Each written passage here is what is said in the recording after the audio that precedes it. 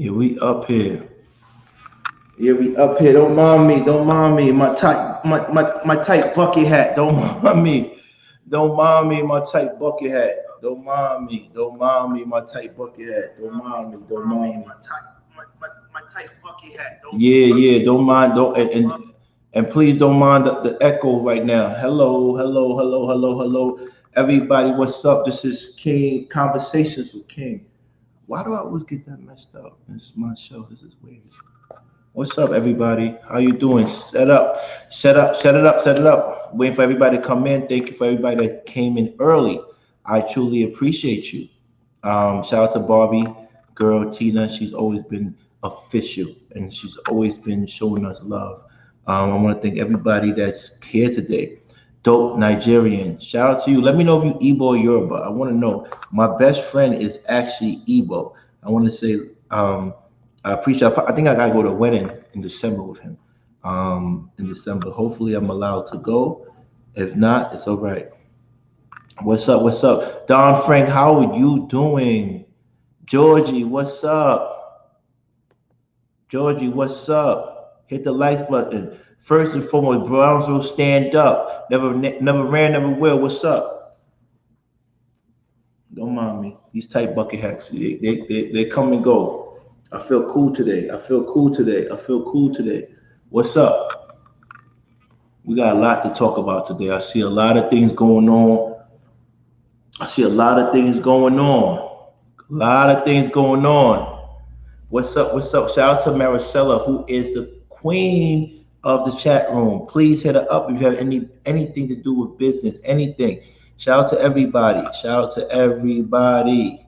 Hold on. Let me see my brothers. They coming. My brother. Hold on, hold on, hold on. Hold on. The link didn't work. I don't know why it didn't work. I don't know why the link didn't work. I don't know why the link didn't work. What's going on? Hold on, let me get my brothers in here because this is gonna be another great show. You know, I'm still learning how to do everything. So thank you for bearing with me throughout this process. Um, Throughout this whole process of YouTube. I'm still learning new things, and I just appreciate you. Hold on, Chef. Let me send to Chef. Hope he gets it. Let me see if Chef good, because I thought I gave him the right one.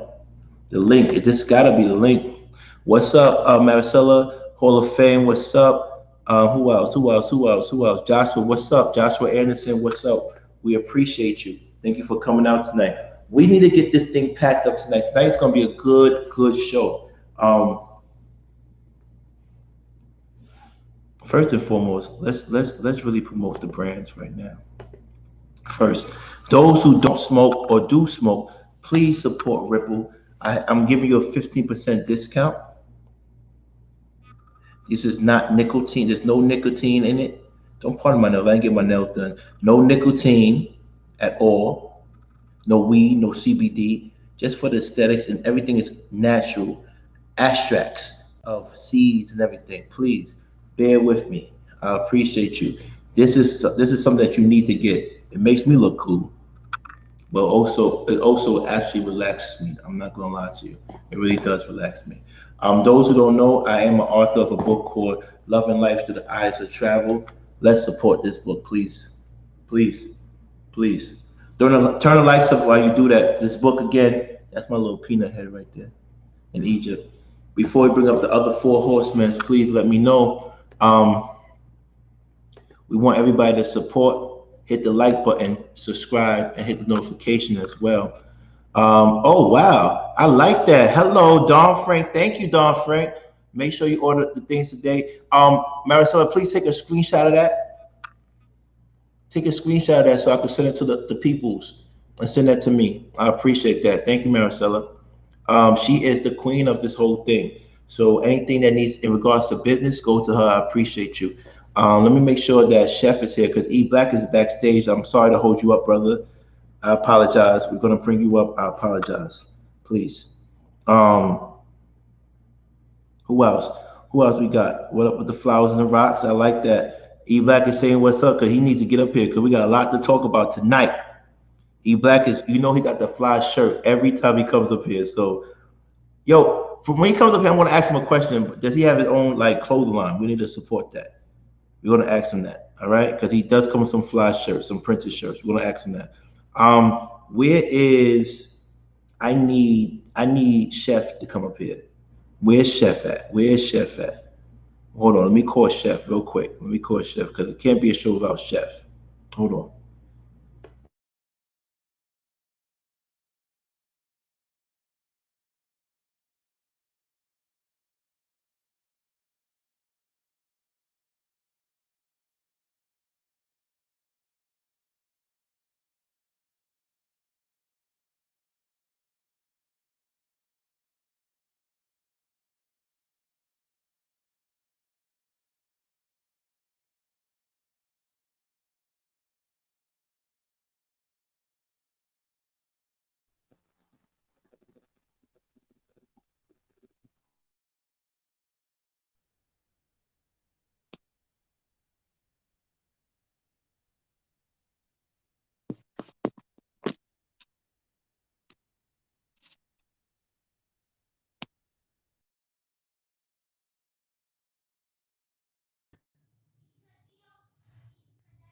You're muted, my guy.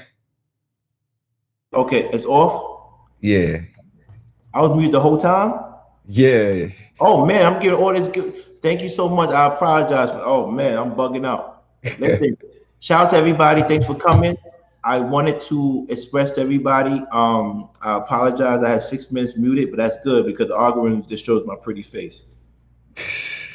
Shout out to E Black. He looks always smooth all the time. But I was saying that I don't want to be the only handsome black guy here. So shout out to Smooth. I appreciate you, brother. Check out his shirt. Let me take out the banner. Let me check out real quick. Thank you. Thank you. Thank you. Smooth.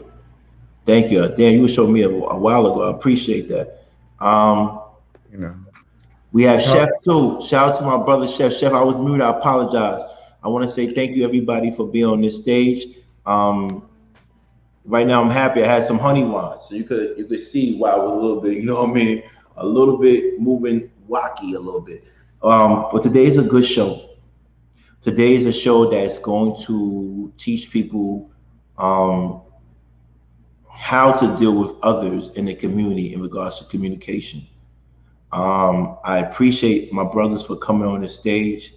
We're going to tackle a lot of topics. We know we got some appetizers for you. Thank you, Barbatina. Thank you for hearing me. I appreciate you. Unfortunately, I didn't know I was muted at the whole time. Thank you. Shout out to E Black. You can find him on E Black TV. You can find him on E Black TV. And we have my big bro, Chef, who always makes sure I'm balanced and protects me and the brand. I want to say shout out to Chef as well. Let's put Chef information up there as well. Is there sound? Yes, there is sound. I'm sorry, I was a little bit off. I need more people. But the crazy thing is we got 30 people with no sound. How about that? How about that? Before we continue, before we start the show, I would like my brothers. Yeah, I like that. I like that. Before we start the show, I would like my brothers. Cause I just put up Maricella's email. So I've been getting a lot of phone calls in regards to business. And what happens is, since I've been getting a lot of phone calls because of business, people have been asking me, who do you contact when you want to do business or do anything with Conversations with King? So let me make this clear. Every brother on this stage has their own entity. Every brother. And if you want to do business with them, you don't have to come through me. You go through them directly or their management. What I want to say is, Chef, would you mind telling us who do people need to go to when they want to go through for consultation or business? Please.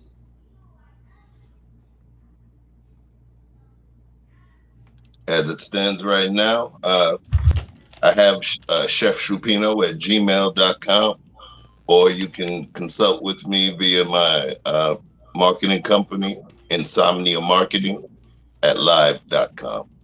Yes. So anytime anything related to business, you go exactly to Chef and his management. As for E Black, who do we go to when we want to do business with you? I mean, you can hit me Or up. whether it be merchandise or anything, who do we go to? Because you have a lot of printed shirts and shirt. I don't know if you design. Who do we go to? I would say, on my website, there's a contact form. If you go to www.eblack.tv, there's a contact me form. I would say use that. Also, I try not to check my DMs too much, but you can hit me up on Instagram. Trust me, it gets crazy. But hit me up on Instagram at eblacktv. Perfect. Thank you. And as for me, I'm going to make it clear and honest to you. Please, Maricela, put your information again. Anything regarding business or anything pertaining to conversations with King or any merchandise, Maricela, put the information up again, please. You contact her. She is the management team. Please contact her. If you need to reach me directly, you go to my DM, but I'm not gonna. She actually screens everything anyway. I don't really have time to do that because I actually am a executive director of a nonprofit real estate development company. For those who don't know, I know that's crazy, but please send her all the information she needs. That's the information right there. Please turn the likes up. We're about to get started today. Turn the likes up. Thank you. Turn the likes up. Thank you. The color is great, Chef, but it's fuzzy. Can you fix that, please? It's fuzzy just a little bit, just a little pixels, a little pixels. That's perfect. Thank you. Thank you. So please look it up. Fellas, please put your business information because a lot of people have been asking me to contact you, and I'm in no position to negotiate anything for you, fellas. I am no position. We are all individuals, and we do our own thing, right or wrong, right or wrong. So I want them to get. I want them to get. I want them to make sure they get what they need to get on their own. Please don't ask me about E Black. Don't ask me about Chef. They have their own entities. You reach out to them. You subscribe to their page. You reach out to them for business. That's what we do here at Conversation with King. Everybody's independent of their own. Correct? Right or wrong, E Black? Yeah, Right. we making these forces combine like Voltron, Right. But when it and comes to money, everybody's on their own. We yeah, vote for him. A lot of people say E Black is. I like the way E Black is looking. I like the way Chef is doing what he's doing. So go to them directly, please. We don't hate over here. It doesn't come through me. I'm not Suge Knight. I don't want, yeah, you know what I mean? I don't do that. I don't do yeah. that. Shout out to everybody. Thank you very much. You are so dope. You are so dope. Thank you. Well, I like that. That's funny. That's funny. All right, listen, please check out JP's page. Check out how she's a fabulous person. Once again, Maricela is the queen of the community. The community garden has their own situation going on. They doing their thing. Shout out to the garden. They doing their thing. Once again, we want to break down the terminology that we have. It's only be 13 minutes. We got 42 people watching. Turn the likes up. Turn the likes up. The garden, rocks. We are men. We are solid. We protect you. We protect you. That's what we're here for. Flowers, you are beautiful. You give us nurture. Chef, break it down one more time for them so they can know what's going on. Thank you, brother.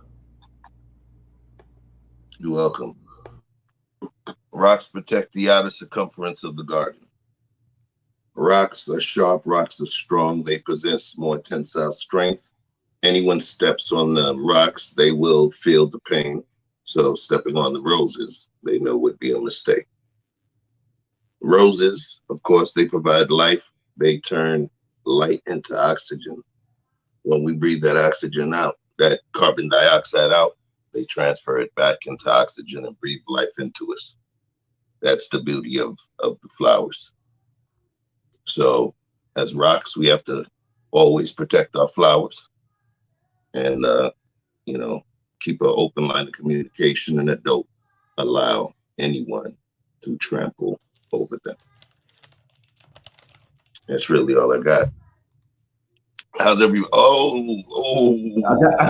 try to keep it a little bit cool today, man. My little tight bucket hat. I got a little tight bucket hat. We cool today, though. A little tight bucket hat for everybody. Listen. Yo, how my microphone sound tonight? Yeah. You sounded real crisp. Yeah. Okay. You sound good. Okay, I had to get, the little Fed joint right there. You see? Okay. Yeah, look, it was either that or the Janet Jackson Rhythm Nation. Brother, please. You know what I mean? I want to apologize to everybody because I started on time, but it was mute for 7 minutes. And I didn't know I was mute until my brother E Black told me. No, you wasn't muted. You was you muted when you was trying to get in contact with Chef. Okay, perfect. All right. So with that being said, I was having some technical issues. With that being said, trying to create the vibe for y'all, you know what I mean? With that being, it as we fly it here. With that being said, we have an important show to you today. And once again, Maricela, please put the warning up, because this show is about to be a very, very, very critical show. This show is actually handcrafted by Chef himself. So when we get to the topic of Chef, he's gonna go deep into the rabbit hole, and I really want you to understand what he's doing. Everything else was, I'm throwing things out there because I want E Black to give his personal, special perspective on it. We have Daryl. He's gonna come soon, but he's busy. He's taking care of things. But turn the likes up. We need 50. We need 50 likes at least. How many likes we got? Let me check.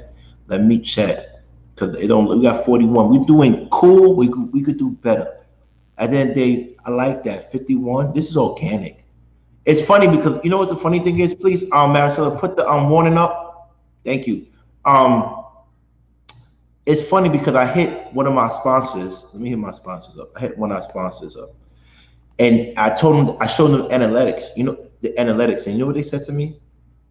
They said it was motherfucking amazing. It was amazing.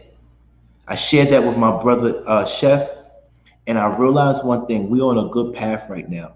Or that's why I want to make sure in the beginning of this particular show that every brother shares their business info, because a lot of business is about to come into them. And I'm not the person you go to for their business. You go to them directly. They are their own men, and they handle their business, and they negotiate their price. Their price might be more than mine or less than mine, but that's none of my business.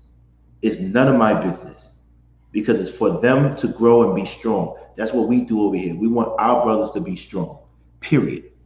So with that being said, I want to let y'all know that I'm happy to be here, and I'm gonna put up the warning sign. Today's topic: proceed with caution. Topic is highly triggering to some audiences, as it suggests learning to intently listen and speak with tones of grace. Panelists are not responsible for those who might self-destruct. And when I say self-destruct, that means we have a garden. So we have hoes, we have weed whackers. So those who disrespect anybody in our garden will be reprimanded. As for me, I don't kick anybody out, but I can't tell you what the community garden is going to do. I don't know what they're going to do, but I will never kick anybody out or censor them, period. And we want to give a shout out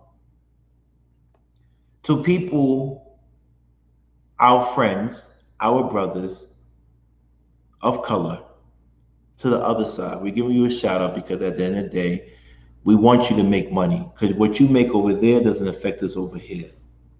So we want you to make money, but we want to let you know that at some point, people are going to get tired of the Kevin Samuel topics. They're going to get tired of that. We heard you. We heard all the topics. How many times can you describe high value men? How many times?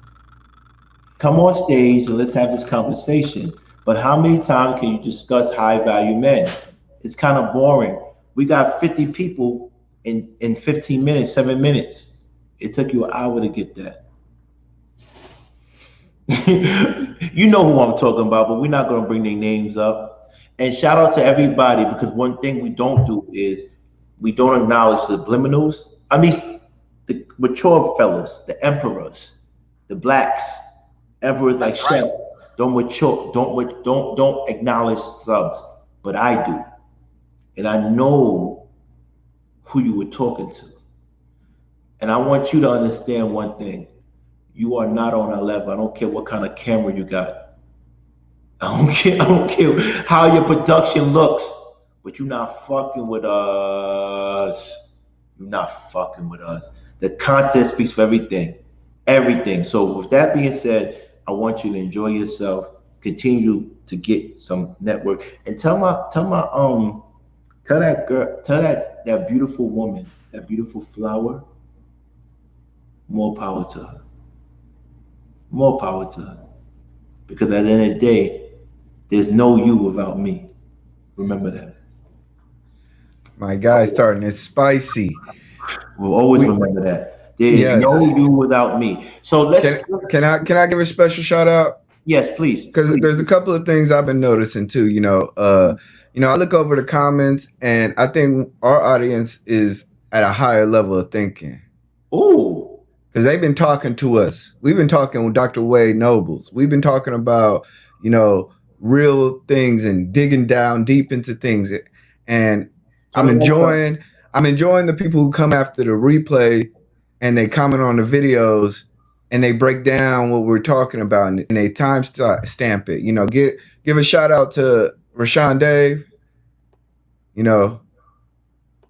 He really putting that work, time stamping it for us so people can see where we're breaking down topics. The streams are getting a little bit longer, but he's making it easy for them to consume it. So that's why we got to show love, because I think right now what you're seeing, you're definitely seeing the higher level of thinking in our audience.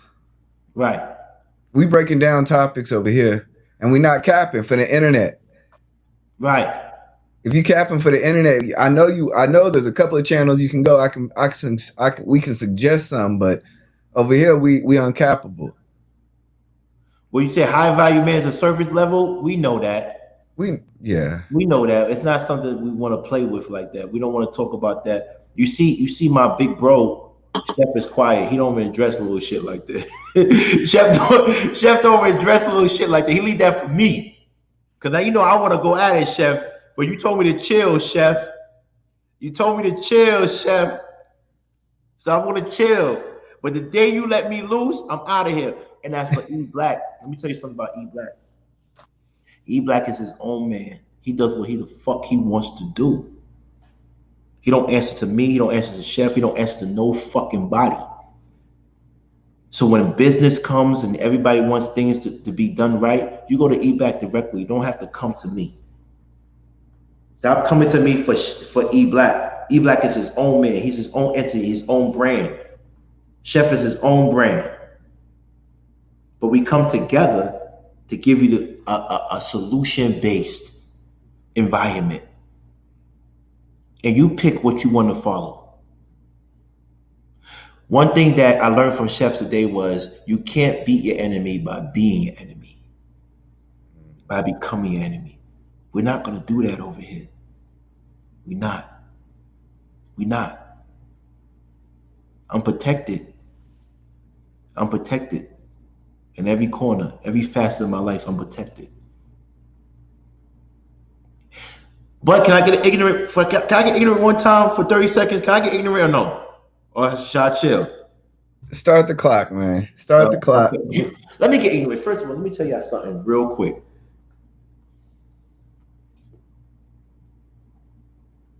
Shannon, I saw you today and I wasn't impressed. Shannon, it's 24 minutes. We have 54. We're the same people you had. I'm not impressed, Shannon. I told you you are low-level Kevin Samuels. You're my frat brother, so I have love for you. Shout out to the Kappa Alpha Psi Fraternity Incorporated. But you're not doing anything different, Shannon. You always welcome to come on our stage and talk about it, but you're not doing anything different. I don't care about your production. I don't care how pretty your production looks because your soul is fucked up. You're following woman beaters. You're following people that allow women to get fucked up in the streets. That's who you follow.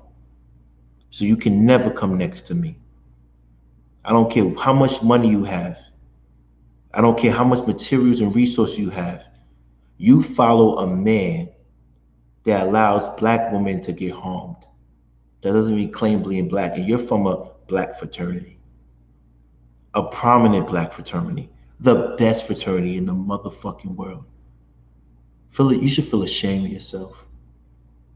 We always could come over here and talk about it, though, Shannon, Rose. You always could talk about it. Yeah, Shannon's a good dude, man. Shannon's a good dude, man. We all, you know, like I said, you know, we're literally three individuals, you know. So, you know, don't take what he's saying as a group policy, but we definitely riding with our group policy when we need to. But I like because you don't fuck with me, but you fuck with me. It's a weird shit. Chef, he weird. He fuck with me, he don't fuck with me, Chef. But man, you said, cause trust me, we all know, Cass. You know, time up. That's it. Time up. They said time up. I'm sorry. I had to get my ignorance in. I'm sorry, Gi. I'm sorry. I had to get my ignorance in. I apologize. But you know, I always put. I apologize, Gi, but I always put everything up there. I gotta get ignorant just a little bit. Just a little bit. I gotta get ignorant just a little bit. I apologize, Gi. Sorry. This guy King, man. I love this dude, man. We're gonna stick to the topics. I apologize. Go and support Shannon's show. It's Shannon Rawls. It's Shannon SHANNON Rawls RAWLS. He is my frat brother. I love him to death, but it's competitive nature. We are competitive. Period. You feel me? Period. What else we have? You feel me? Let's go. We listen. Maricela said, thank you for listening to the chat family. So I'm going to listen to y'all. I'm sorry. I got ignorant. And the funny thing, Chef warned me. Chef said, well, chill out. Chill the fuck out, little bro. Chill the fuck out. That's what Chef been telling me the whole day. Chill the fuck out. Right or wrong, Chef? My words exactly. Literally, I was like, look, man. I'm be honest with you, and I appreciate your honesty. You know, I'm not here to stun you, bro. You know how we operate. But I was like, my words exactly. Like, look, man. You know what you doing right now? It's like you making the block hot, man. You trying to fuck the money up or what? Those were my words on life. Like, come on, man. Like, chill. Kim, my nigga, Kim, chill, man. I mean, but I told him. Right, I told him. I was like, you know, King, do you? I'll take. You know, I'm a man of my own. You know, whatever he says or whatever anybody says on here, you know, I'm willing to take the heat for it. But you know, I'm not gonna sit here and tell a dude what to come out like in his mouth. As long as it's respectful, and I can respectfully disagree. And I think Chef is the same way. You know, we're not gonna stop nobody, but we also gonna say, hey, man, chill.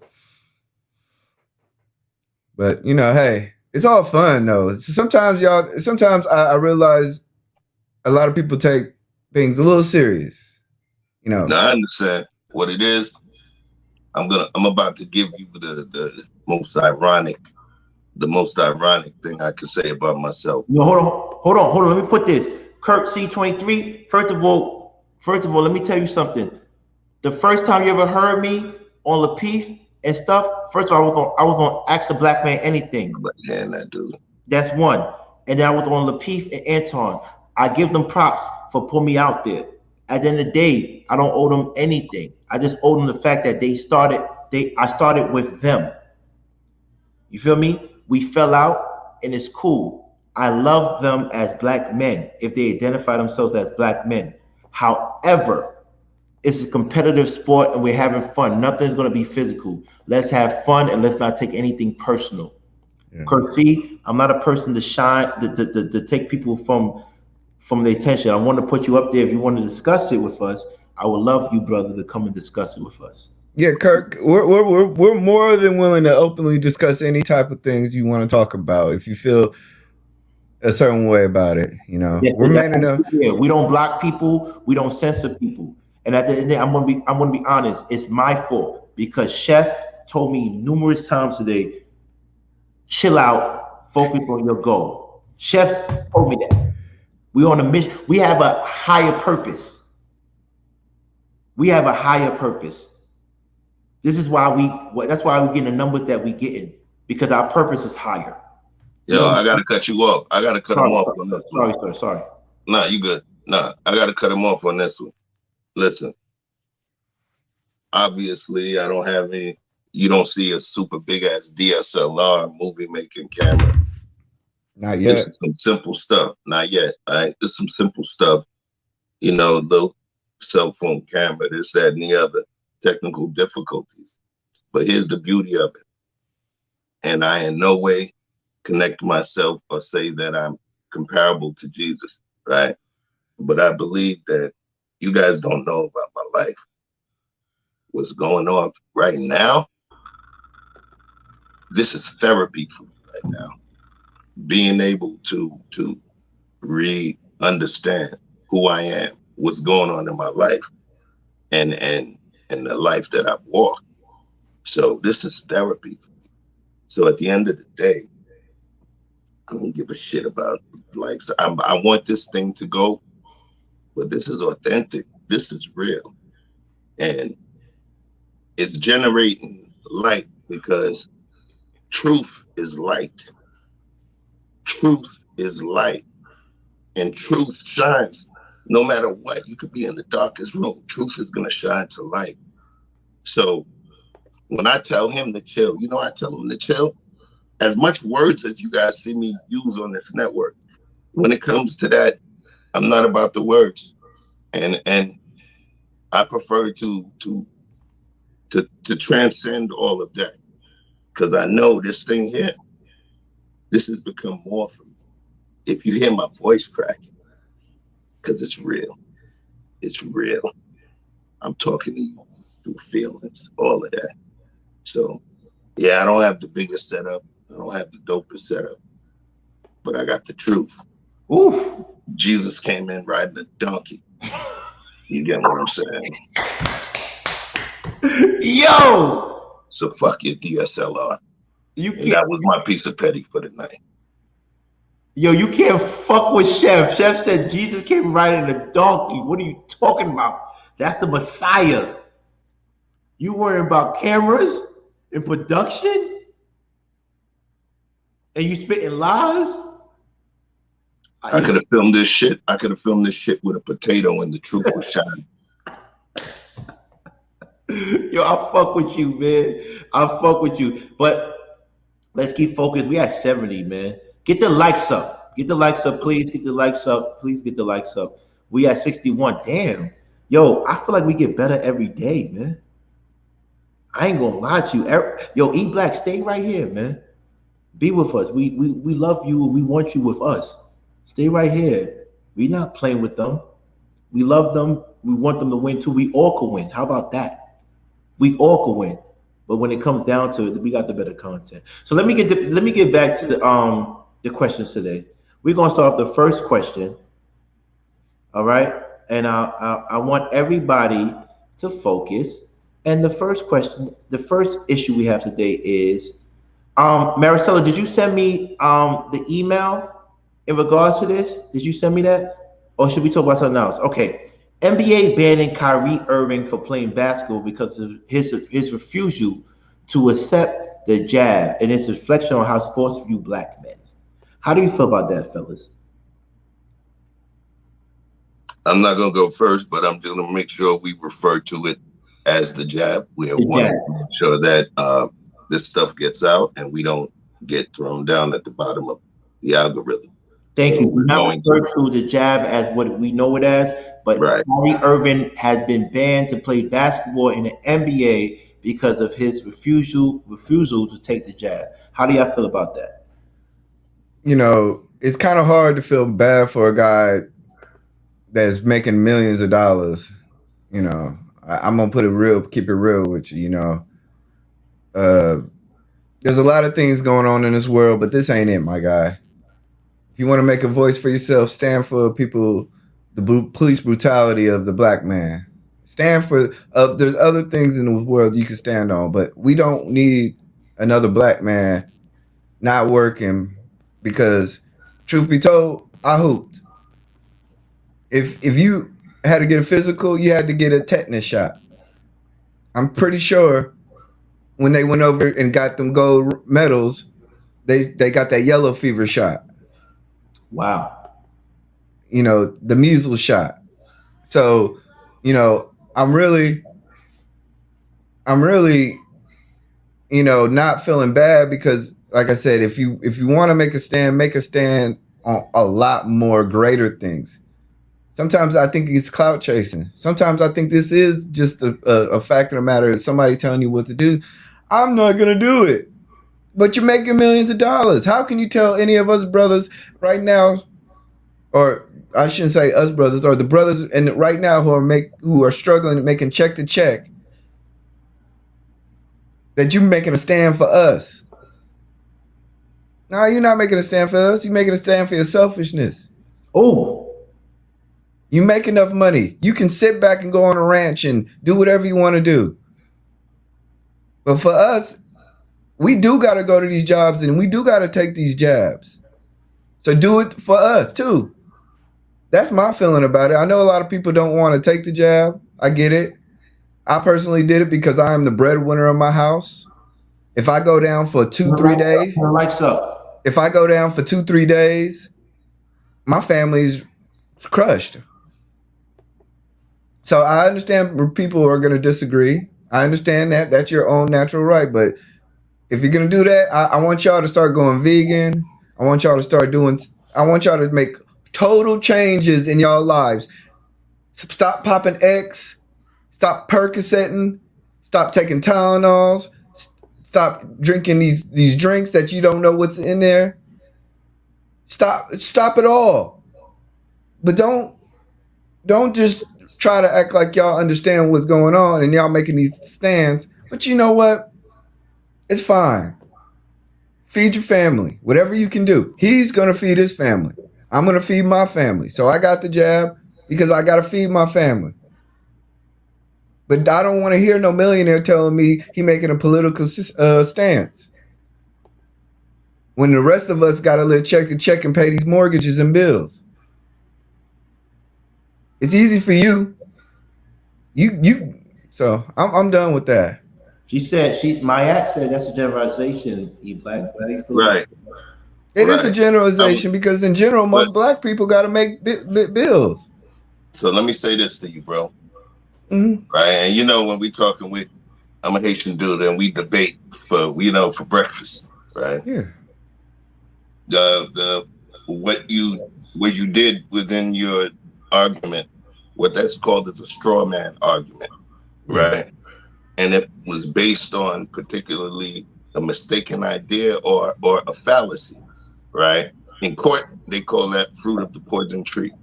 So in terms of your statement, what you're saying is that he is not doing it because he's trying to make some political statement, for the rest of the world. That's an assumption. And based on if we believe what he said, turn the lights up. That's not what he's doing right now. Let's get them lights up. That's not what he's doing right now. That's his personal decision. Now, as I make as I have this conversation tonight, I'm gonna give you guys the chef disclaimer. I'm not going to be discussing what myself or my family's, jab versus no jab decisions were or are. You follow what I'm saying? And that's important. So I just want to make sure that's clear. But when I'm speaking, I could still speak to the truth of the fact that he didn't say that. We're making an assumption at some point when somebody, let's say this, celebrities. Do you understand why they get so much money? I don't want to get too far to the side. Be like, why celebrities get so much money? Because of the notoriety. Their job is based in a lack of privacy. Paparazzi, they can't go anywhere, can't have a meal, can't fly on the plane, you can't just throw on some BS sweats and go to the store. You always looking over like you're a hustler, looking over your shoulder. Hustlers and celebrities, it's almost the same thing. You can't do a damn thing wrong, right? So now they get that money not just because, but they get that money for that because they have to find a home in the gated community and do all of that stuff. Now we fast forward to the natural body degradation that takes place for an NBA player. You played ball.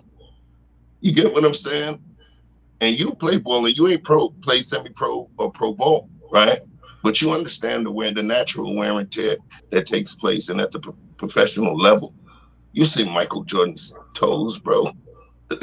So what I'm saying to you is we can't really sit and say, oh, you crybaby millionaire.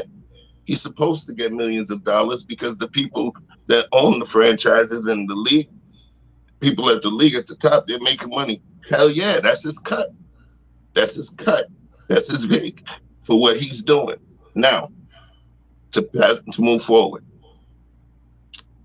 if he doesn't want to make a particular choice for what he wants to do with his body, as well as if he's willing to sacrifice millions for it, that's a hell of a man.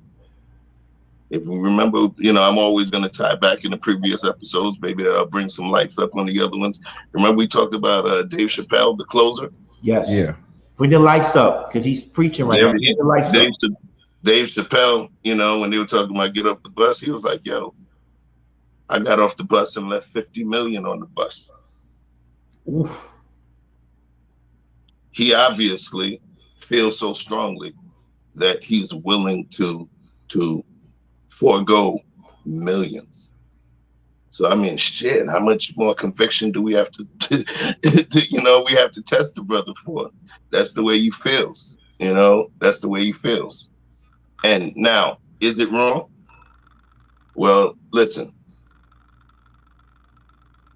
is it wrong with the NBA if somebody's going to tell me, oh, they're doing it because they want to protect? Now, I've been in corporate America, in several forms of corporate America within my life, entertainment as well as technology and communications. And guess what? The biggest thing in whatever company you go to is risk management. Mitigating the potential cost for some sort of crisis or disaster, risk management. Them making that mandate is specifically because their insurance companies will charge a hell of a premium to them if they can't show that every single member of the team or every single member of the tangible staff is vaccinated, is jabbed. Okay, so with that being said, he's entitled to his decision, and he's standing on his decision, and he's gonna pay a hell of a cost for it. So, I can't take anything away from the man. Yeah, I totally get it. If he wants to make a stance, I just don't feel sorry for him. I think Kyrie Irving, he had a ACL sprain, he tore his ACL early in his career. I'm pretty sure at the table he didn't say, "Hey, I'm not taking pain pills. Don't put me to sleep because I don't know what this antiseptic is doing." I just think, I think we over politicize this, and I'm not really with it. You didn't listen. Watch this. If somebody wants to give me some bullshit or something that I perceive as bullshit based on my vast knowledge or my lack thereof, I'm entitled not to do it. I don't care who's the president. I don't care about that. All I'm saying to you is sometimes we have a tendency to put this level of responsibility on, now watch this, celebrities. And sometimes it becomes for them because he doesn't want that thing, man. He doesn't want that thing. There's people that have had questions on that thing. I debate on a lot of different topics, and sometimes, I don't like to use that guy with the D name, but I play the advocate. And playing the advocate, sometimes the best thing to do is actually listen and figure out ways to debunk that. For me, I test my theories. I test my own theories within my own mind, so I don't sound like a jackass when I'm saying stuff to other people. And the point is, dude does not want that for whatever reason. He does not want that thing. He doesn't want it. Yeah, I respect that. I think it's a hard decision. I think everybody needs to make their personal decision, and I don't judge it. But if you're gonna have me talk about it, I'm gonna get in somebody's ass about it. So, pause.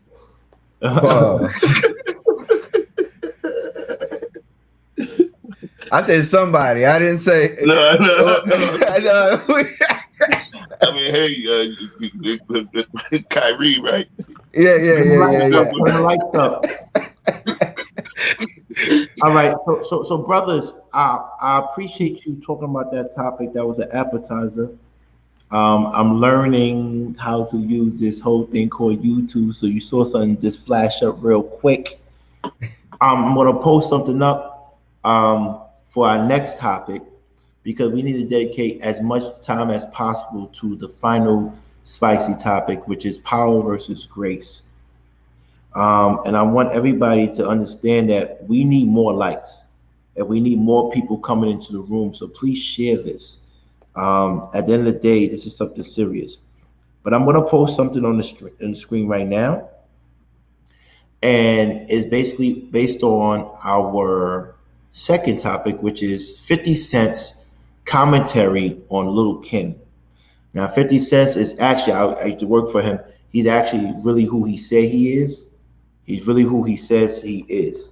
But he made a comment on a black woman, Lil Kim, who is not the biggest female icon, woman icon in Brooklyn or the rap world, but she holds so much weight. And he commented on her in a way that I wanted to discuss, because do you think the way he talked about her is something that a black man should do in the public light in regards to a black woman? Let me play it for you.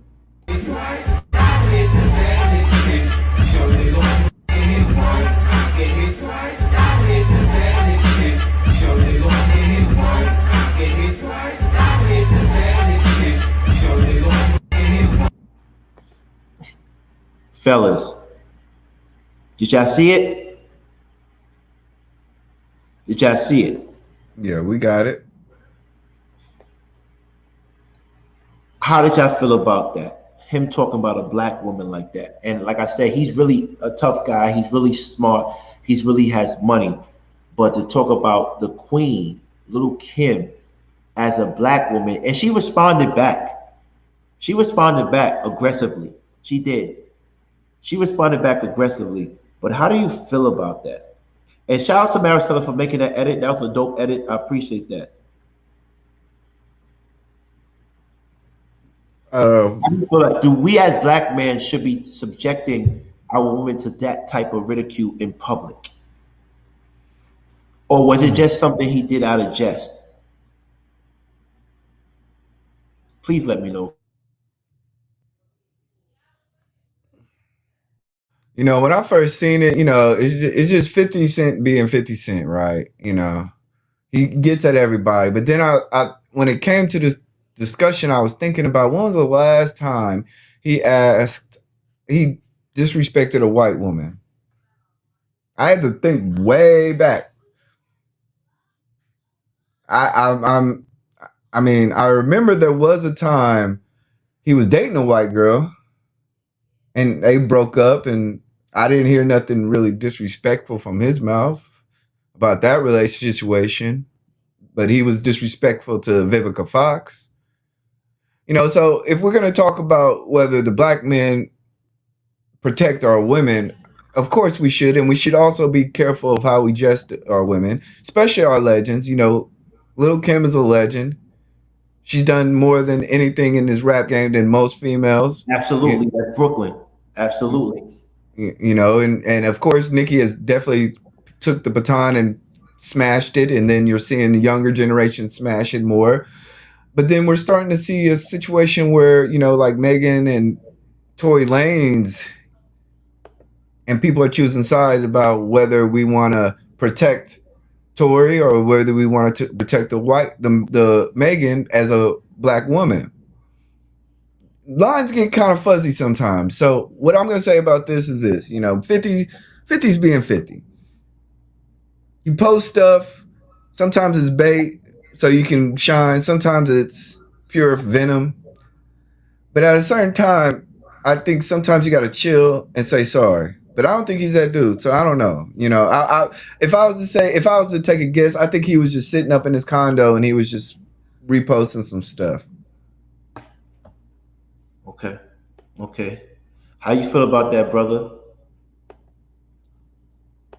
So, first things first, I want to kind of preface that, you know, my answer will not pertain, you know, it won't have any bias, considering the fact that, you know, I was part of a studio. We worked with Junior Mafia and Lil Kim and Biggie and Pac.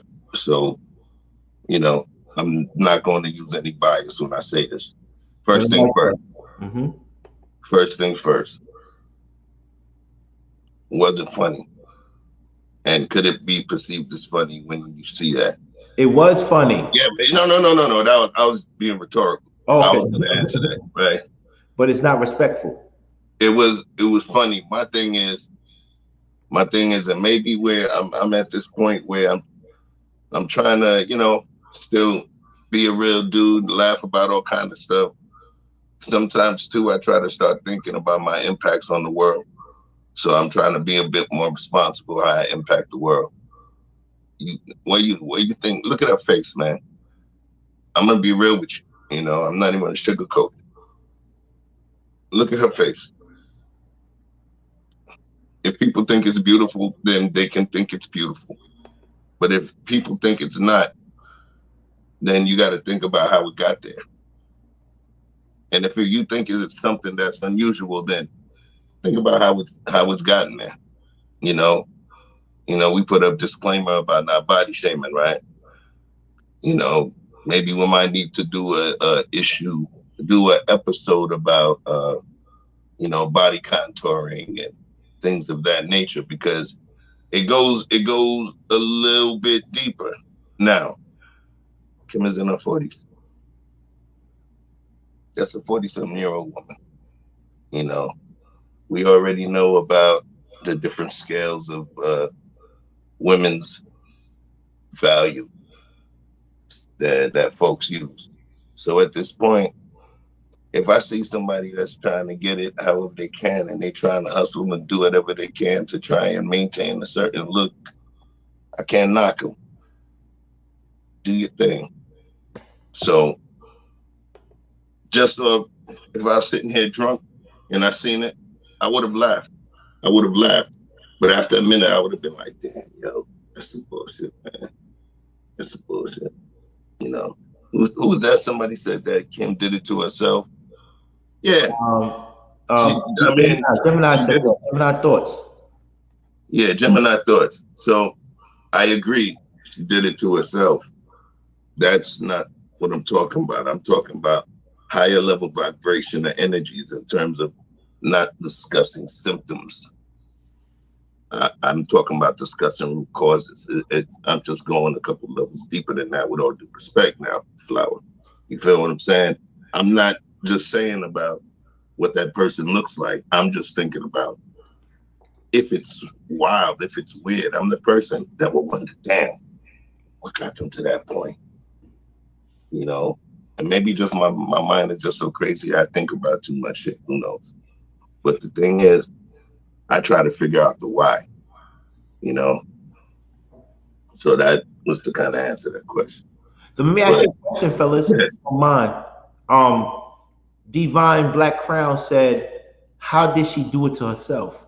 Why do women criticize other women based on body images? Because I'm going to take you down to the King rabbit hole. We all know Lil Kim is the queen of hip hop in Brooklyn, if not the world. She's a legend. But why did women are so critical of her body and her surgeries and laugh at her in regards to what 50 said? Why did someone say she did it to herself and Divine is saying no, she didn't do it to herself? Why is that? Please let me know. I could, if I wanted to play the advocate, yes, please. I could be like, nah, bro, she didn't do it for herself. She did it for y'all, because she knew that her job was entertainment. She was Sexy Lil Kim. Y'all wanted Sexy Lil Kim, hardcore, the dopest album picture ever. Okay, redone by other people. Y'all wanted her. In order for her to eat, she had to continue being her. So she started doing stuff to continue being her. For who? For you. Because what the hell? You gonna have Lil Kim. You gonna have Lil Kim at the Walmart. She gonna be banging your shit at Kroger. She gonna be at Rooms Plus, helping you pick out a couch. Understanding, I spent a lot of my life with entertainers, around entertainers, and being who I am and how I think and how I look. I mean, not look, how I think and how I look at things. For some reason, they always wanted to keep me around. But the thing is, seeing where we would look at them as the superstars, the people that had the best lives. I was able to see the pain. I was able to see the pain. I was able to see the things that would make me leave from some of my celebrity friends. And I may be leaving a dope crib. And I would feel like, damn, I got it good. Damn, I got it good.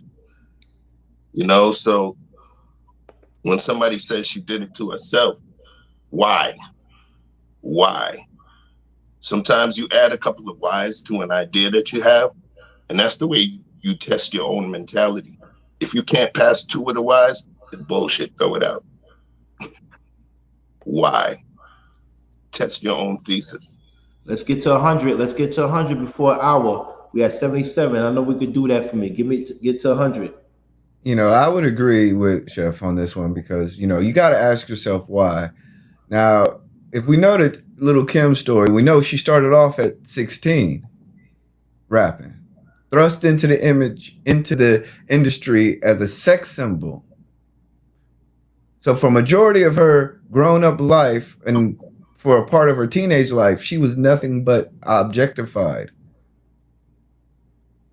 We talk about our young girls and why they may want to wear weaves and why they may want to wear wigs. And we talk about our sisters about why they want to be accepted for how they lose weight. We literally yesterday talked about why men don't want heavyset women. Wow. But then the next day we say, don't disrespect this woman, even though she's obviously going through some stuff. Flowers, come up and talk to us about that. Flowers, I put the link up. Please repost it, Maricela, because E Black made a good motherfucking point. And sometimes this is where I like to I love when we have conversation with me and Chef, because we can dig deep on these things, because you have to ask why. It's not because she wanted it for her. She did it for you guys. And I'm not speaking to anybody in the group. I'm talking to the audience. She did it for us, our enjoyment. She had to maintain. And then why it's so conflicting to see 50 Cent as a New Yorker, fellow New Yorker, entertainment, black man, rich, still kicking a legend down, knowing that what this industry does to you, knowing how you have to be on tour and you have to be at physical peak capacity in terms of your physical stature and whatnot. Sorry, I can't think of the words, but these are the things that I think about. And then you have your lover die in a brutal death. Biggie, her mentor. Yes. So you're seeing the psyche of a person, and then like 20 years later down the line, you're still getting picked at and being compared to a white impotent. It's a shame sometimes that when you think about it, how we kind of perpetuate these things. Yes, it may be funny. Yes, you may see similarities, but really, what are we psychologically putting in ourselves to when we can laugh at people who've done things, who've made us joy, and then all it takes is 30 seconds of a clip, and now we're laughing again at her. So I feel bad for her in a certain way, because this is why a lot of people do get the BBLs. This is why the women, they don't see themselves as beautiful, so then they enhance their eyelashes and then they enhance their hairs because they don't want to get made fun of. So, I mean, I'm not going to get on my soapbox, but, you know, I really think it's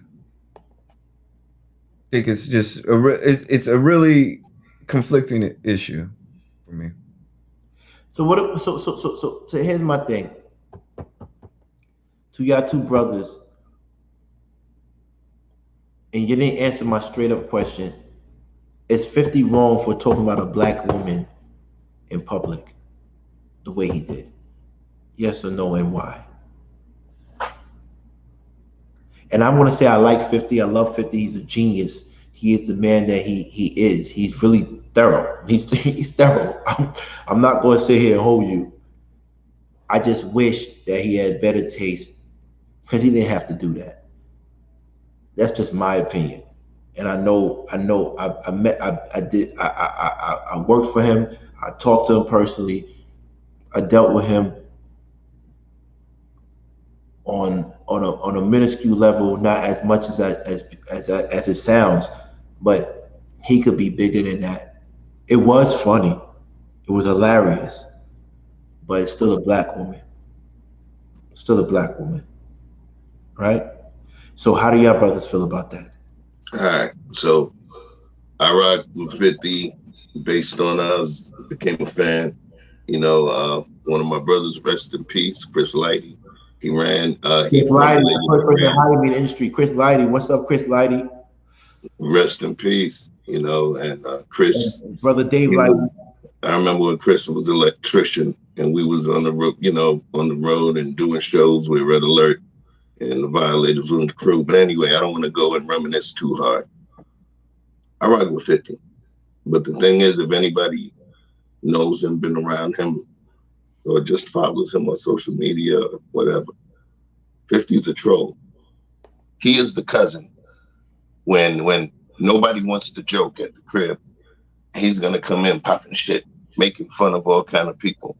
He's the one that he was the kid in the hood that when you might have been 15, 16, and he was like 11 years old, and he would keep coming playing, and then you whip his ass, and then he'll tell you, fuck you, and he give you the finger and run off, right? He's that dude. But he's one of them dudes that endured so much adversity that now he doesn't care about other people's sensitivities because he's had to endure so much. So he's the ultimate troll. Did I like it? Do I feel it was wrong? Yeah, but to a certain degree. Mika myself, okay, to a certain degree. And here's why I say to a certain degree. When 50 goes at folks, it's not for nothing. It's not for nothing. 50 and 50 and little bro over here, King, they're on a similar spectrum, right? When they are offended, especially because the way that they will show initial grace and respect, when they're offended, it's a lot more. It affects them a lot more. 50 will sit and wait, you know? This is somebody he got money with. Remember when that song came out, you know, there was no power. There was a lot of millions that were not there at that time. Yeah, I remember that era. Kim was the magic stick. Come on, man. Yeah. So at this point, who knows? Maybe there was something that he felt was an issue behind that deal. Maybe there was something that took place, you know, that we don't know of, you know, that made him feel away.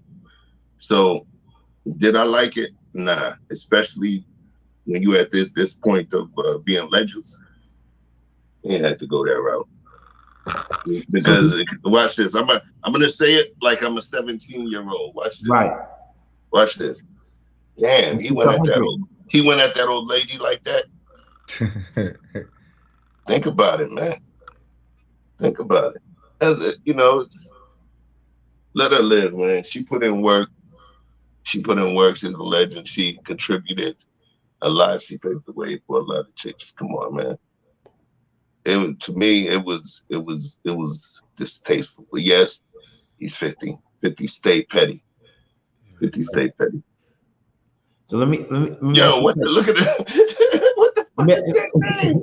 Wait, yo, bring that back. I just realized that. Listen, let me tell you something.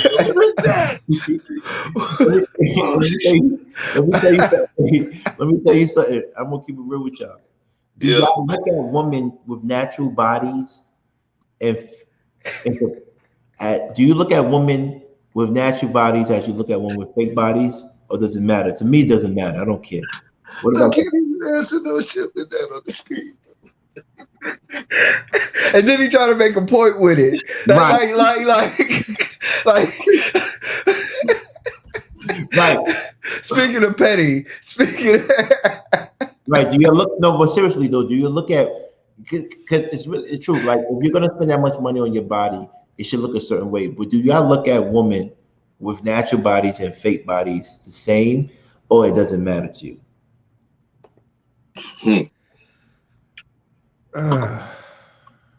Shit. It depends on how it feels. Man, you know. And that was a short one. That was a short chip answer. It depends on how it feels. If it, you know, if it feels like weird, if the body looks dysmorphic, you know,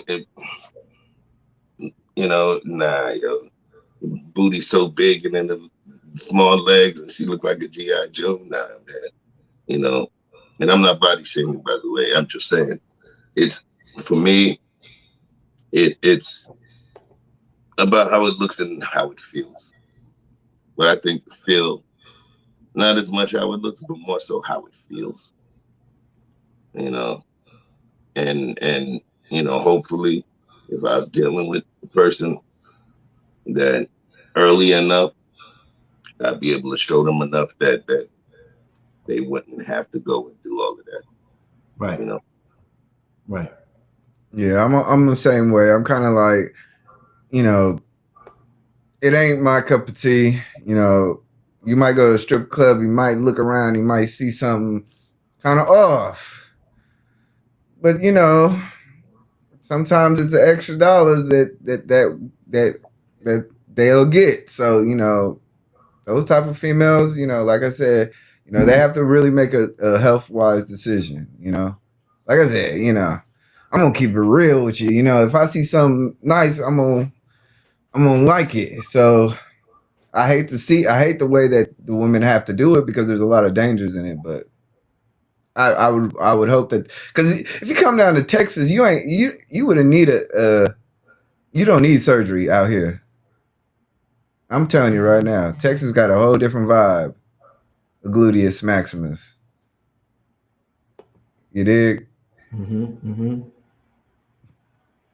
So with that being said, I want to say, at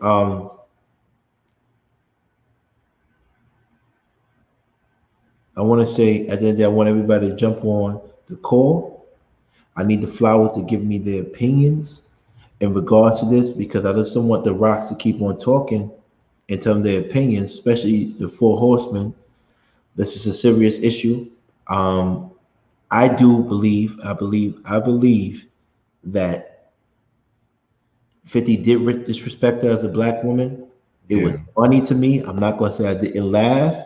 She is the legend. She's the queen, in my opinion, of hip hop in Brooklyn. But was it worth it? No, it wasn't. But it was funny. So I'm caught in between. I'm not going to lie to you.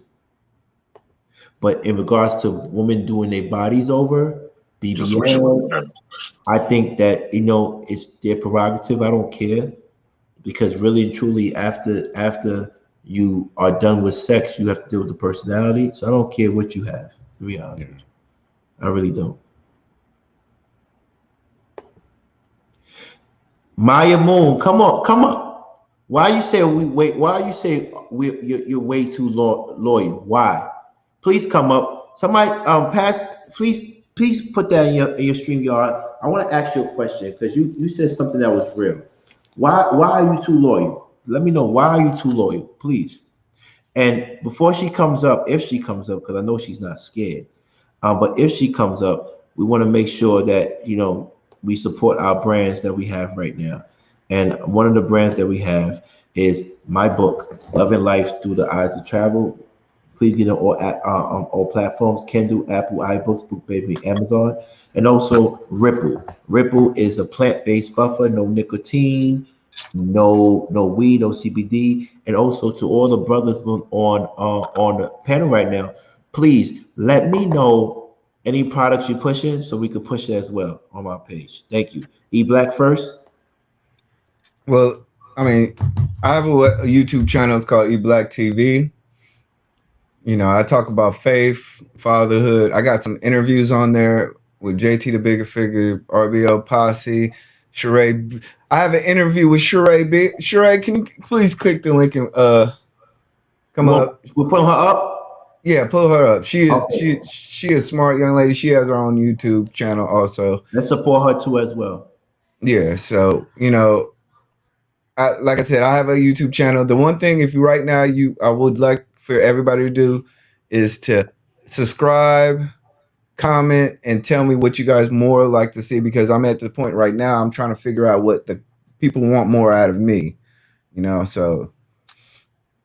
They want you on here more. That's what they want. They want you on here more. That's what they want, brother. Chef, what do you tell them about the things that you're doing next? Because Chef has some big things in plan, please. Before we move to the next topic, or before we continue this topic, actually, because we're waiting for E-Black's friend to come. Thank you. Yeah, I'm going to be releasing a line of beard oil, Speedos, and rompers. It's going to be called Chef Toys. And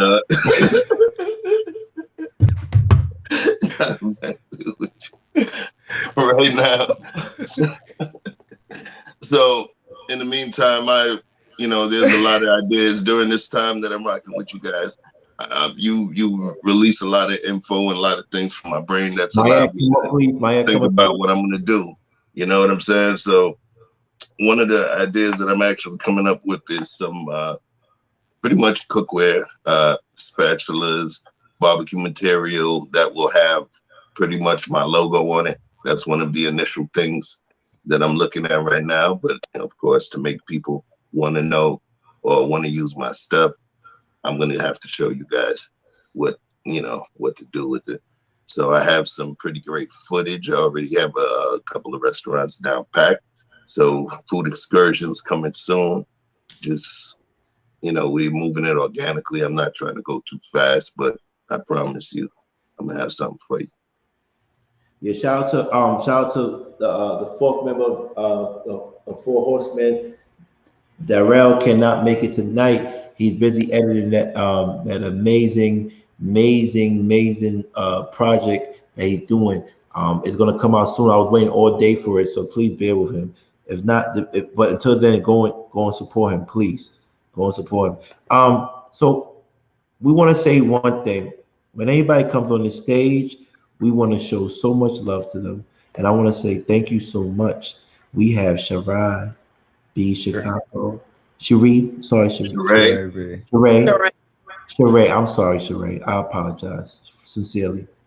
Charade, Charade. my sister's a lawyer. She's a lawyer out there. Charade is a flower, and she must be respected when she comes to the stage. Whatever she says goes. That's what we do. We make sure we protect her and let her feel safe in this environment.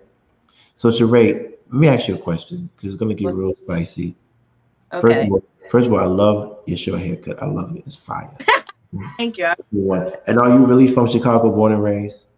Born and raised. Are you GD or Vice Lord? I'm joking. No, wait. Is it real? Is it real Chicago, or is it like Aurora, Naperville, or Muskogee? No. I'm joking. So what's going to happen is we want to say Charade. Charade. Yeah. So I want to say, Charade, how do you feel about 50 Cent talking about Lil Kim like that as a black man to a black woman in the public eye?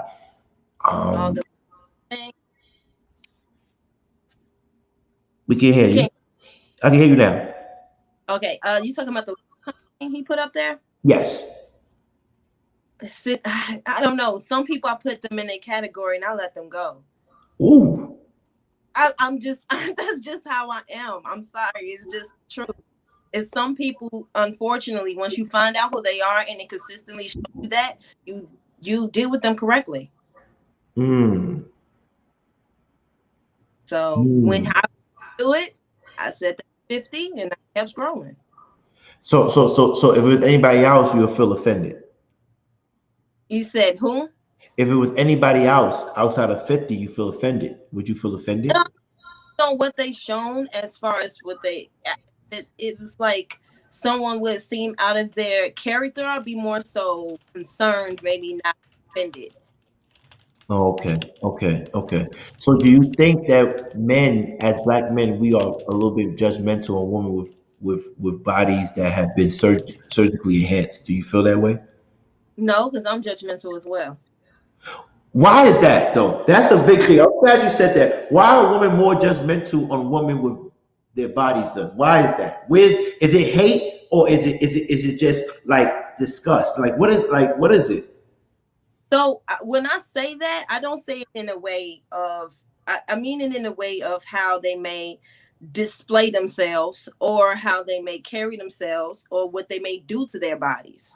Right. So that's really what it is. So I think a lot of times we are not honest that women judge other women all day, every day. Right. On a regular. And I think it's not so much of, because I think in reality, we all do it, men, women, all of us alike, we judge each other. I think the only thing is, what they say, women are way more pretty with that. Right.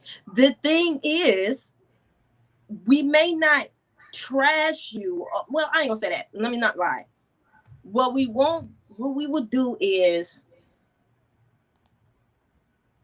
I think it's more so about where it's coming from and not so much of what you're doing. So if I come to a woman and I said, she wearing that, she nasty, that's coming from a negative intent. Well, right. Opposed to, why are you wearing that? Now you know doggone well ain't no man gonna respect you if you dress like that. I think it's different. But I'm still judging you. It's still coming from a judgmental place, but however is how I deliver it, where's my intent coming from. Right. So once again, are woman's worst enemy, like, you feel me? Like, are women the worst critics of women? Because people would say, oh, men are always trying to talk down a woman, but based on what you're saying that women are more critical of women. I wouldn't say more. I think we just come from two different places. I think men come from a place because they want to sleep with us, and women come from a place because you can't hang with me if you look a certain way. Wow. E-Black, that's crazy. That's what you just said is crazy right now. E-Black, how you feel about that? I was that crazy. Because it's really honest. Like, it's straight transparent. Like, I never had a woman say that, like, yo, this is what it is. No, yeah. So E-Black, how you feel about that? I don't know. Y'all go pretty hard on the skinny dudes. So I don't know. I don't know. Y'all women, y'all body shame. So women body I can speak to it. Yeah, please, chef. I agree. I agree. All right. And when I make this statement, please understand I do hold all love and respect for our wonderful beloved flowers. Right. But how many times have you heard this? Mm-hmm. And as raspy as my voice is, I'm gonna try to give you the feeling. Please, I only hang with bad bitches. You ever heard that before? Yeah. Right. I only. Okay. So watch this theory. And this is the theory that really bugs me out when I talk about sisters. Sisters, sometimes you guys consume each other by virtue of this consumerism. Sometimes when I tell, you ever notice, and this is to my ladies. Now, I need you to be honest and, just listen to me and be honest with these folks in the comments, whatever. Think about this.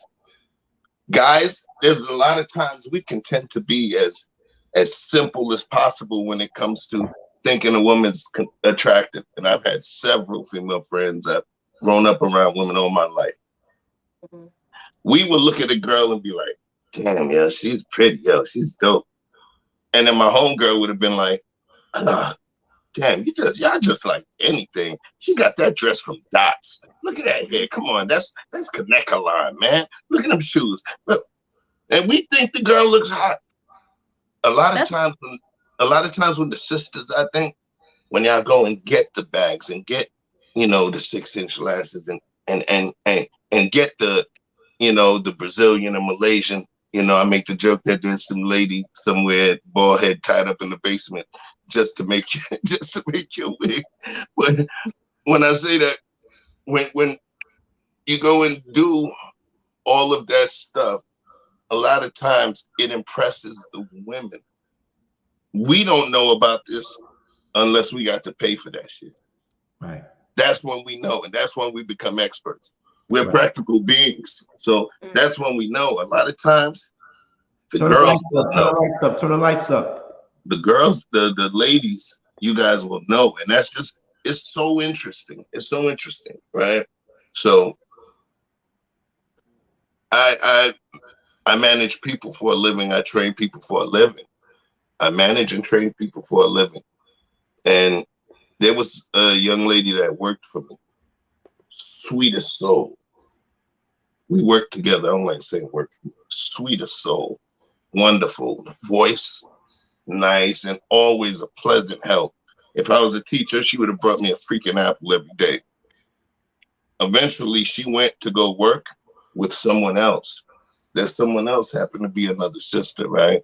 And I told them when they asked about, I said, yo, it's going to be your ace. That's going to be an ace. Wonderful, sweet, blah, blah, blah. Shit. It ain't turned out like that. It ain't turned out like that. And it almost showed me the weird dynamic in terms of how sisters speak or vibe and with each other's enemies versus how they vibe with our energies. It's different, man. And I know maybe this, I'm bending the corner that may not be the initial impetus of the topic. If you want to Google impetus, IMPETUS. But if you want to think of the original impetus of the topic, yeah, it doesn't seem like it, but it brings up a question sometimes, like, my flowers, why sometimes do you guys bristle against each other?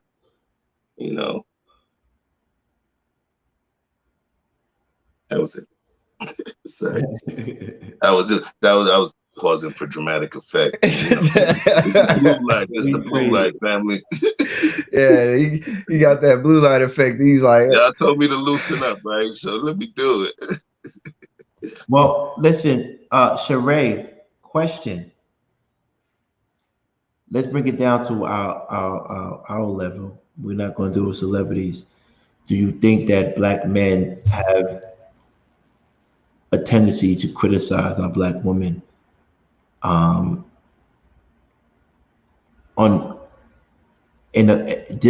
too much? Do they criticize our Black women too much? It depends on where it's coming from. One of the things that I was taught a long time ago, and I like to hold this close, is sometimes it's not what people say to you or even what they do, it's what's their intent behind it. So if someone comes a little constructive criticism is extremely necessary. So if Black men are criticizing Black women, it's because they want to date us. And if they're not liking what they're saying, then I don't know. And if they are liking what they're saying, we ain't gonna complain then.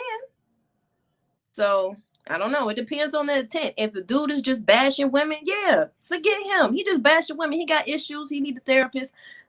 That's his problem. But if he's saying like, if it's coming from a place of, look, I've been out here dating, and it's just, look, you can just tell when it's a different conversation when he's coming from a different place. You just understand the difference.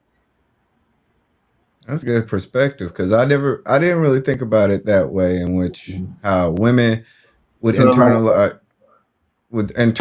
how the criticism, but then do you think it's competitiveness too?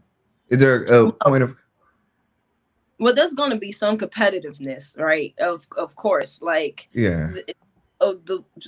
if a certain woman sees another man or something, we may be competitive to a degree, however, since we do travel in packs, we are still going to pay attention to how this other woman carries herself. And then you got some women who have their own kind of issues, and they hang with the unattractive women just to make themselves look better. So those are the ones you really got to look out for. But on average, the everyday woman who's really just, out here trying to get a man just like all the rest of us, we're like, I just need to make sure that we on the same path, pretty much. You know what's crazy to me is the fact that women, just don't take any offense, fellas. I think women are smarter than men. I think they have more. When I say smart, I mean more emotional intelligence than men, right?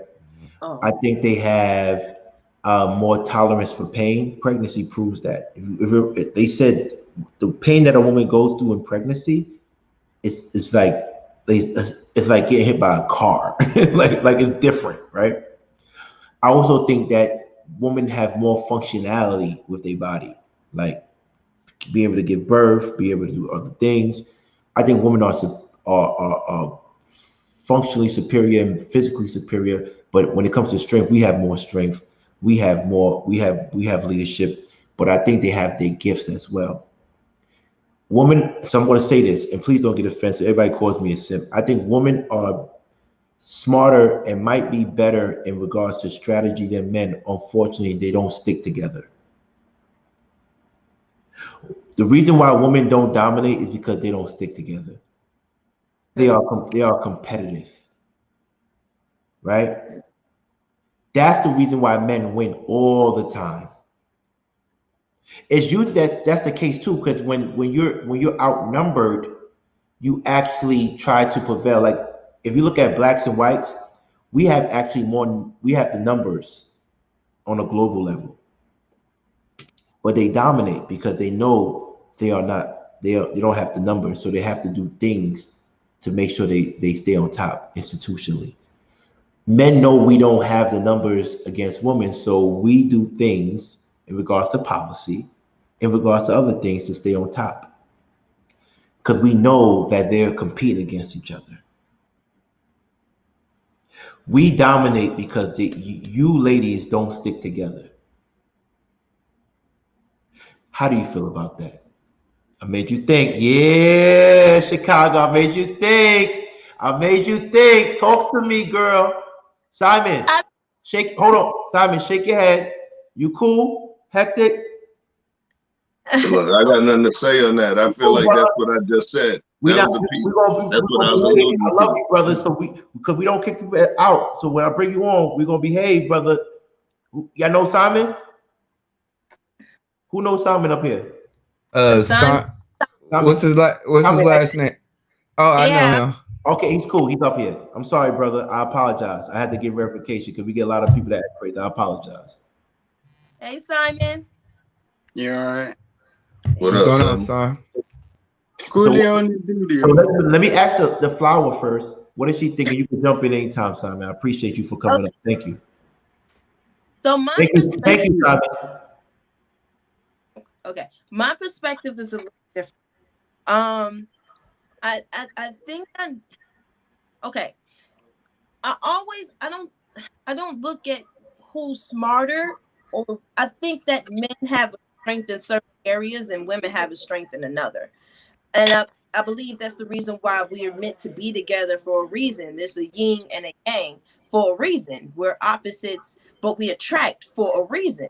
And it's men I'm sorry, I forgot your name, but I think it was King. You said it earlier. You said men are more practical. And I think that is something that you guys have on us, that you guys are more practical, where sometimes we gear a little bit with our emotions. And unfortunately, that can be our downfall on making certain decisions, because if our emotions are too high, hold on one sec. Yes. So you can jump in, Simon. I'm sorry, brother. No, that's cool. That's where the emotions get too high. So no, but that's cool. I'm listening. Yeah, but men are more practical that way, and sometimes we lead with our emotions. Now, the beautiful thing about women and their emotions is it does allow us to connect with people in a different way. I do think we are able to pick out BSers quicker than men are. We just are. We can spot somebody who ain't on nothing quicker. That's just what I believe in, So it's just different. And I think the only time I think one of the things where we are really more mature than you guys is sexually, and that just proves because we hit puberty quicker than you guys. I mean, sexually we age differently than you guys, So hold on. Look what Devon said. Charade. Look what Devon said. If that's true. Well, if we battle for a man, we want to win. We need to compete, and I don't like to lose. Okay. Is that true? For her? What about for women? A lot of yeah. Wow. Chef, I know you got some shit to say. Let's hear Simon first, brother. Talk to us. Yeah, I don't know. I mean, there's many conflicting sort of messages being put out here in terms of Hey, you from Lewisham? You from Lewisham, Simon? Don't give me that Lewisham blah blah blah blah. No, I'm from London. Right? Lewisham, Ross. Let's have respect for the model. No. Not everyone from London is from Lewisham. Is what it is. No. I'm London Paddington. Like I'm okay. thoroughbred. I don't even want to say riffraff, but hey, listen. Lewisham is the Brooklyn of the UK. Okay. So I got a bunch of my homies. Have you been to Lewisham, and they came to Brooklyn. Have you been to Lewisham? I can speak with King. Like when King talks about New York and you're talking about Lewisham, you're going, "Oh, Lewisham's like the Brooklyn of UK." Nah. You want to step down here? Look, I get. What the thing is this is the nice thing about this. And King, yeah, I'm on your platform.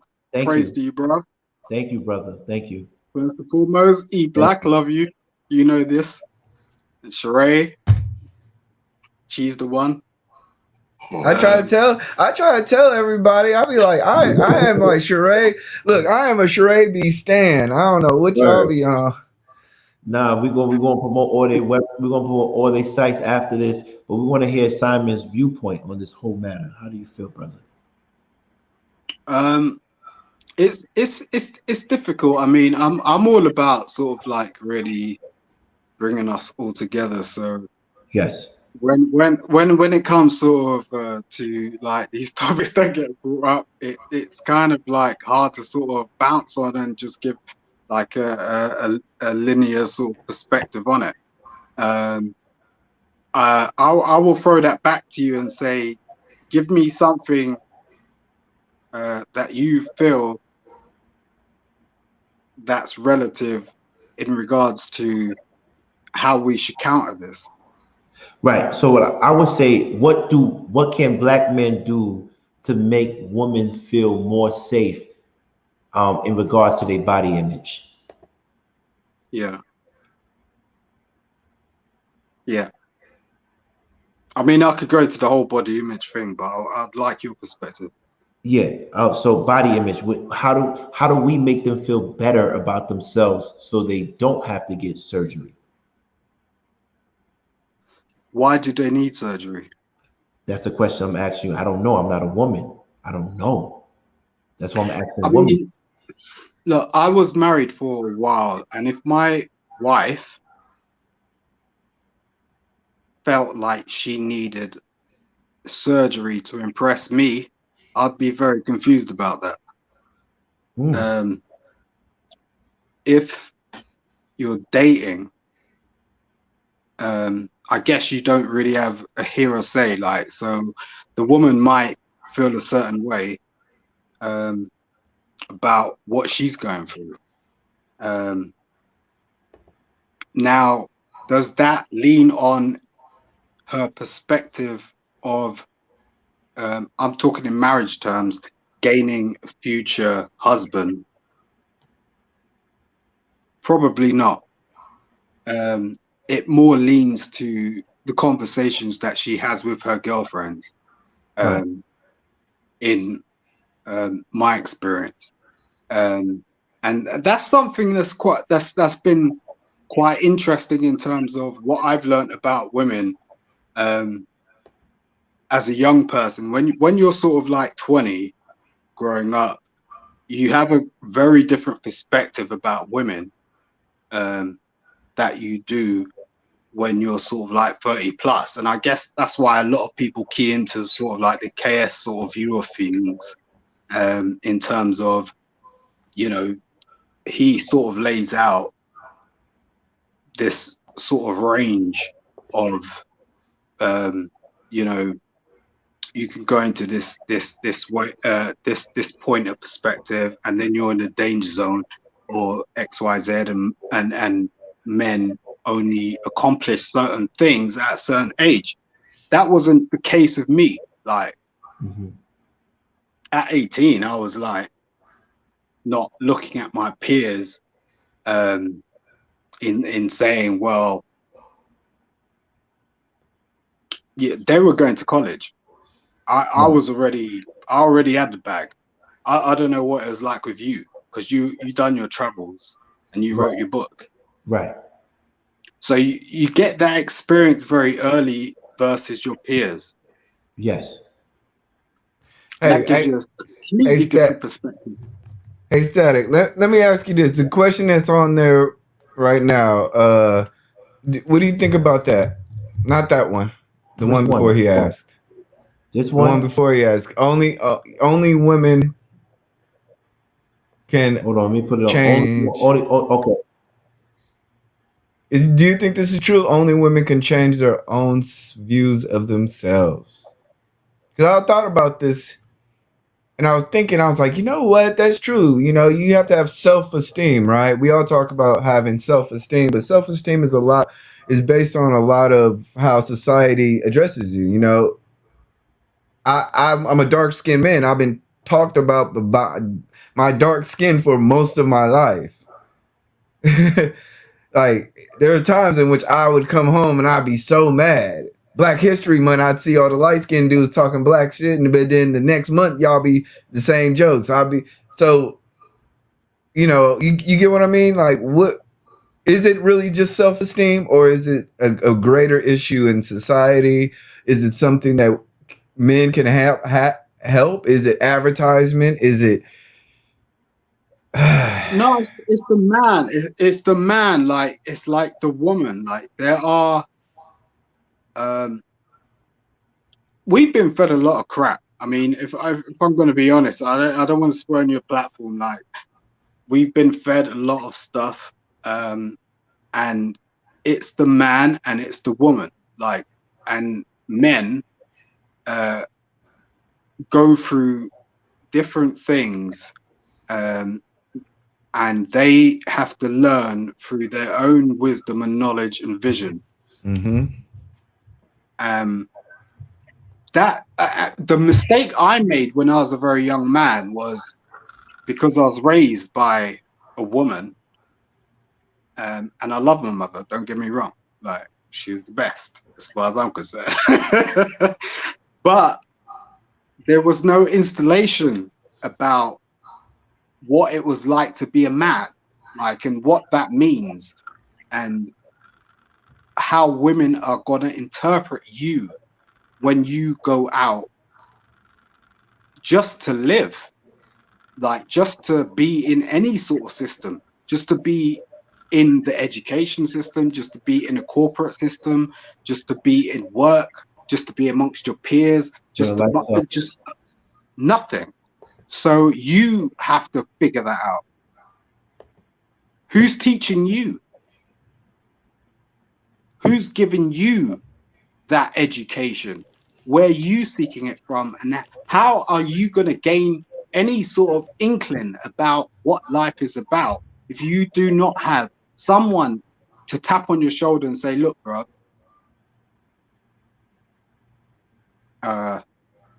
nah. At the end of the day, that woman walks into your life, and then things, you start to, you know, it's either you start to work things out, or things go down very quickly, because she will consume you very quickly and make you understand that you're not the thing that you thought you were. And it's not her fault. I love my daughter. I got my daughter. I teach my daughter, but my daughter is being taught certain things.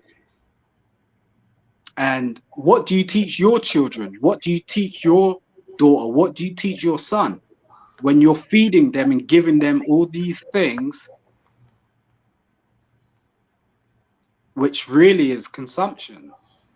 Wow. It's like you're teaching them, like, don't take this from someone else. You've got to do better, because we want to do better. Yeah. I agree. You know, I don't think any 21-year-old woman should get surgery. I think it should be outlawed. I think, you know, the bone structure, the bone structure of a woman's face is still developing.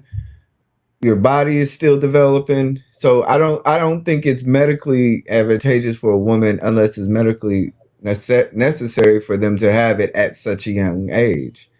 You know, you start getting into body deformities and dystopia of your image, and your body hasn't changed. I remember, like, when I used to, like, one of my high school sweethearts, she would be like, I want breast surgery. I'd be like, you don't even know how your breasts are gonna look. Come on. 1 second, please. What just happened? Listen, at the end of the day, I want to say one thing. We as men have no right to criticize a woman on her choice of what she wants to do with her body. Period. We as men should be very mindful how we criticize and judge women based on the decisions with their body. That's her body. That is her body. If you could criticize her on her body, you can criticize her on her choices for abortions or pro-life. That's her body.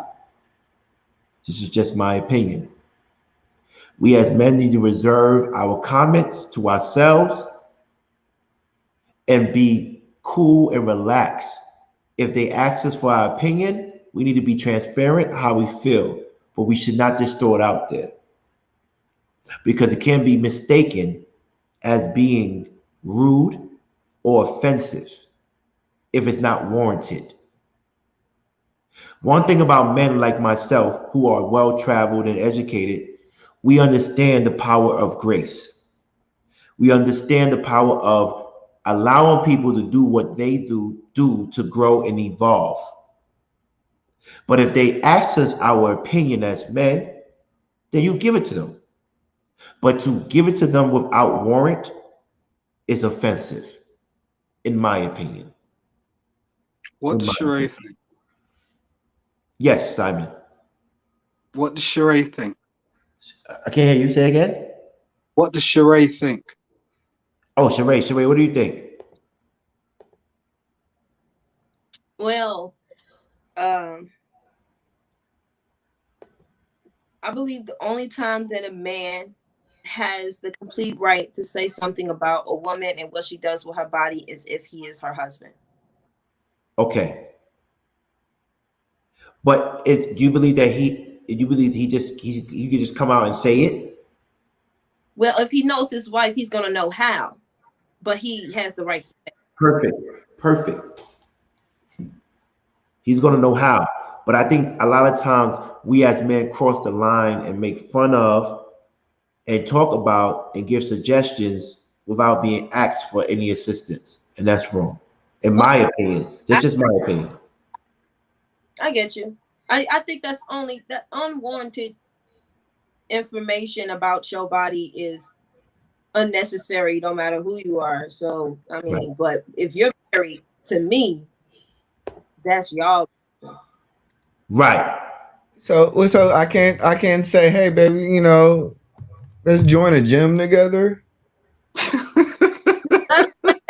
not trying to excuse me, sir. You know I've been in the gym, and if I've been slacking, what are you talking about? Hello? I can't be. I can't say. So what if I say, hey, we got a Zumba class. Hey, come on, let's get some Zumba. Put the lights up. We need 100. I like Mexican music too, girl. Let's go. I like Mexican music. Tell me. I think what you're saying, you can't be direct, is what you're saying. Some women actually can take direct, but that's really a small, minute group. So that's the reason why I said that you have to know who you're dealing with. You have to know your wife. You know your wife. You know what works for her. You know what I mean? You know if direct works. You know if you gotta get in a certain way. You know. Look, I was married for like 10 years, like, and although I'm divorced, like, I still get on with my wife. Like, I still call her my wife. She's like my ex-wife, but like, we're cool. We were just like, you know, things happen, and sometimes you need to sort of just be real with stuff. I don't have beef with her or anything. Like, there's a lot of sort of things that go out there in the media, and it's like, oh, just because you got divorced or just because you broke up with someone, everything's doom and gloom. And it's like, that's not actually what happens. You know, life happens. And it's not a common sort of denominator in terms of share the page.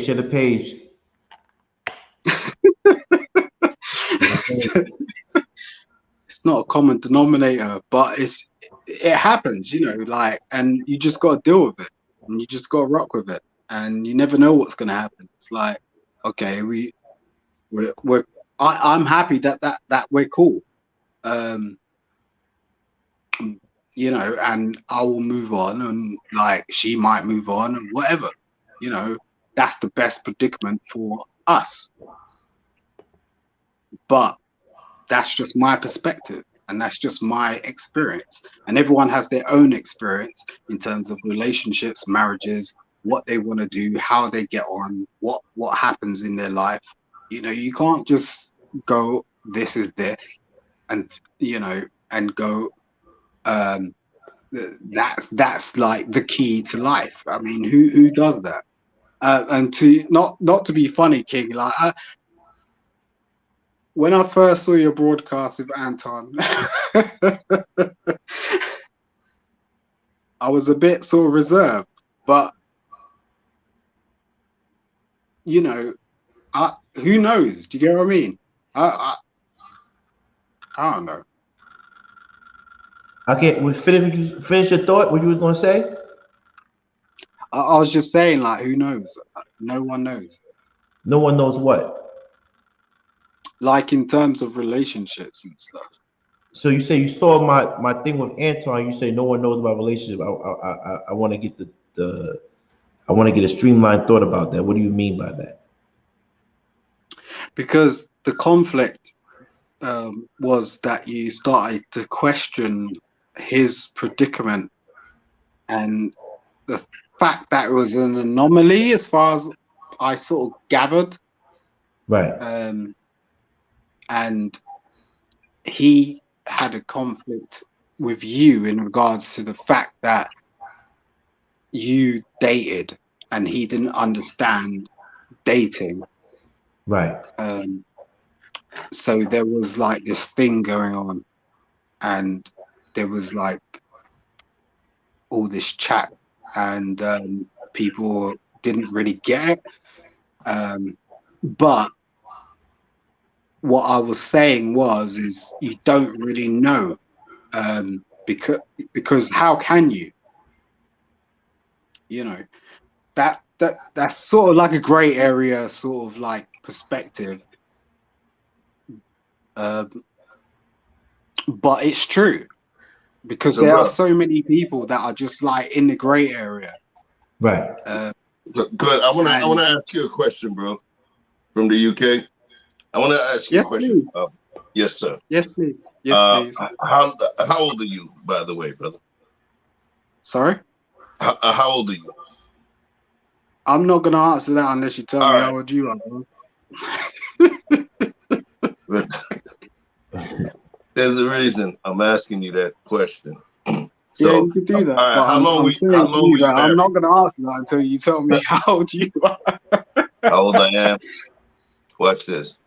August 3rd, 2022. I'm going to be 50 years old, bro. Okay, cool. It's not that. I'm not going to do that. I'm not going to go there. Don't even worry about it. I'm not. Watch this, family. No, I'm not going to go there. So let me just say this to you. Is a question. How long were you married? Probably as long as you know, because I mentioned it earlier. I told you already. I might have missed it. First of all, listen. I'm not. First thing first. I'm not trying to back you into any corner. I'm not asking you any trick questions. I don't really care about that, to be honest. I'm just saying. All right. How about this? How long ago did you meet the lady that you married? How long ago was that?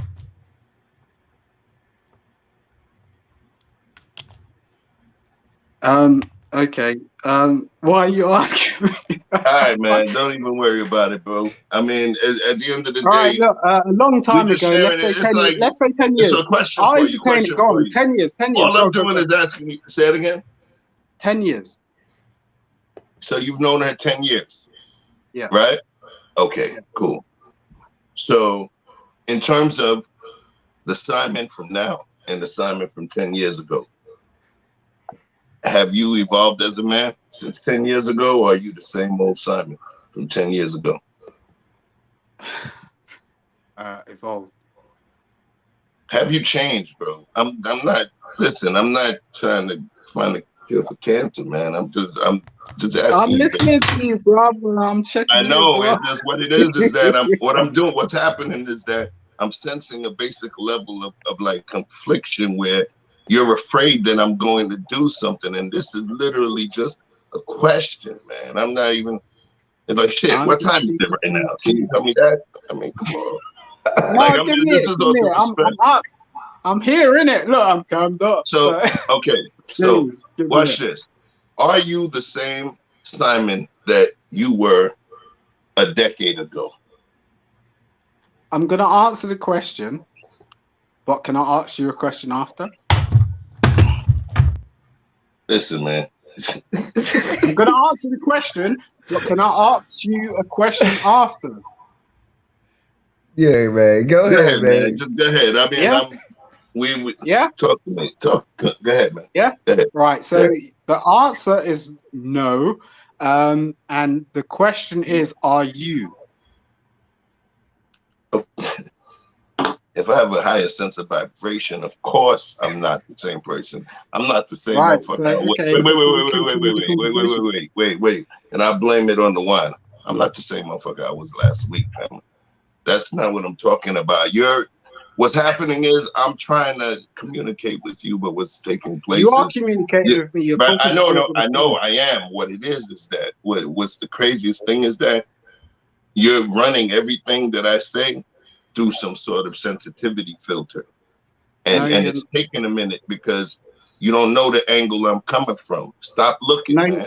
Walk with me, man. Walk with me, bro. Right? So what I'm telling you is this. You're not the same person you were 10 years ago. Question for you. With everything that you know now, and if you had to make the decision that you had to make years ago when you decided to marry your wife, with everything you know, would you do it now? Yep. Okay. The same person you're divorced with, right? Yep. You're divorced from this person. Yeah. So with everything you know, what do you think comes with divorce? Listen, man. Look, all right, man. I at this point, you know what I'm saying? I could sit here and work with you. You know what I'm saying? But maybe that's what I'll do. I'm gonna open up the Cash App and let you come have a private session, right? but the thing is, I have to have a certain I gotta have a certain level of respect for everybody else's time. You get what I'm saying? But real talk, we could talk and real, seriously, bro. This is wild. This is wild. Yo, I'm laughing because I don't get speechless like that. Yeah, I'm laughing because Jeff said I'm gonna drop the Cash App so we can have a private conversation. I'm not trying to trap you, bro. I'm not trying to ridicule you. It's the funniest dude. All right, let's Y'all told me to loosen up, right? Yeah, no. I love you, bro. I'm listening. I'm watching it and I'm seeing him get tight. I'm like, this good. Hold on. Relax. Everybody relax. I'm just laughing at that. I don't want to take it seriously, but wait. Hold on. All honesty, Chef, it was funny. But Simon, all jokes aside, he was asking you questions not to offend you. If you felt offended, we apologize, but he was just trying to talk to you. You be a little resistant, but that's your right. You can do whatever you want to do. We don't censor anybody. We don't. But he was. I mean, I think that's the thing. Is like I'm from overseas, so like you might feel or see that I'm looking, or it may seem like behavioral objectiveness, but I'm not objective at all. I appreciate it. I'm listening. No, but you did kind of throw shade on him. I don't really get anything from it. Simon, you did kind of throw shade on him before. I peeped it. And tell me if I'm wrong or right. When you came on here, I'm learning. I'm learning. Tell me, where's the shade? You came on here and you gave me and E Black props. You left him out. I peeped that. I don't know who he is, to be honest. Huh? I'm just being honest. You don't know who he is. They call me MC such and such. No, you can't. You have to know who he is. That's the big bro. That wasn't shade. Nah, like we're all introducing ourselves. I don't know who he is. I'm not being funny or anything. How you don't know who he is? No, I know you. I don't know E Black.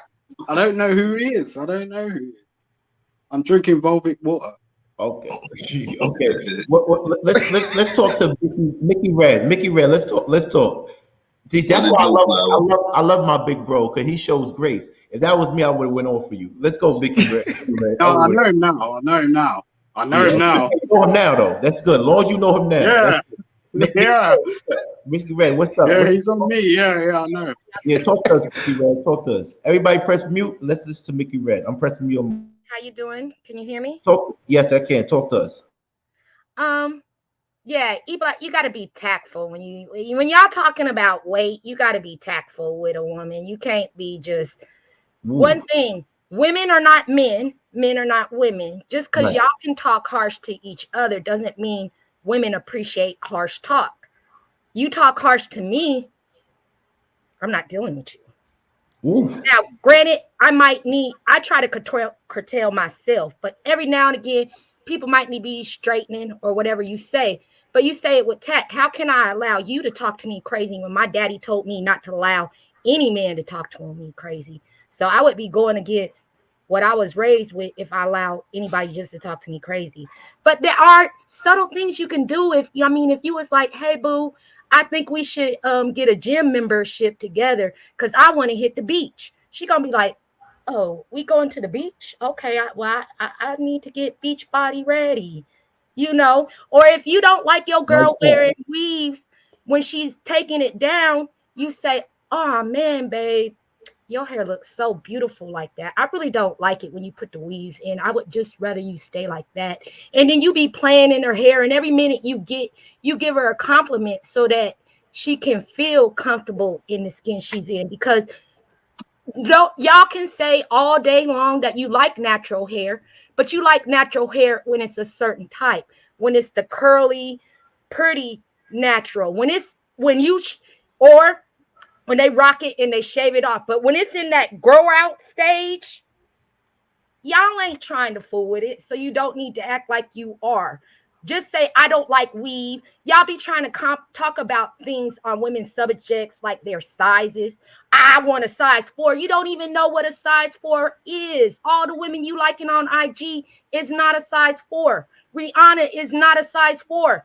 Beyonce is not a size 4. We are Black women. We have hips, curves, and sometimes T, I didn't get T until I had kids, but most of the time we got that A covered, but that T might be a little bit lacking.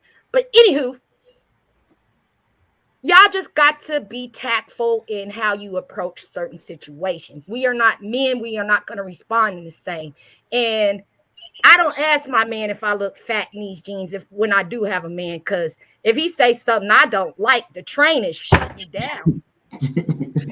Let me ask you a question. I love you, Red. I love you, Flower. Thank you. I love you for that. Thank you, Flower.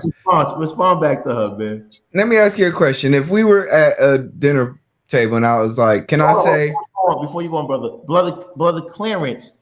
Who knows Brother Clarence? You know Brother Clarence? Brother Clarence, by a shake of head, are you gonna come up here and be respectful to the ladies? Just shake your head because they can't hear you. Thank you. That's all I want to hear. Thank you, brother. Be respectful to the Flowers. I want to put you up in a few after his comments. Thank you. Thank you for being patient, brother. All right. So say we're at the dinner table and I see you got the breast and the thigh and the leg. Is there a respectful way? Can I just say, hey? Can I just say, hey, you gonna eat all that? Like, how do I maintain the food intake? How do I do that? Because that's the hardest thing I can do. Well, if you trying to lose weight and get healthy, it's a lifestyle. So you are the man, you are the head. So you should be curtailing and running the play. So if you be like, you ain't gonna take me to Golden Corral if you know we trying to lose weight together. If we going somewhere, if you guys have made that your goal and you trying to attain it, you gonna stay on track. If that's her goal. Now she just trying to get skinny for you and she like to eat, it's gonna be harder. Even if that's not her goal, she ain't gonna commit to it. But you could be like, I don't know, I'm in Atlanta, Georgia, and these dudes just have no chill. And so they'll be like, boy, that's a lot right there. You need more than 85 going south. But you'll be like, well, I'm going to eat worms. What part of Atlanta? Yeah, well, I am in Black Hollywood, darling. Right. That's new money. That's all. Wait. You can't say Noonan. What you mean?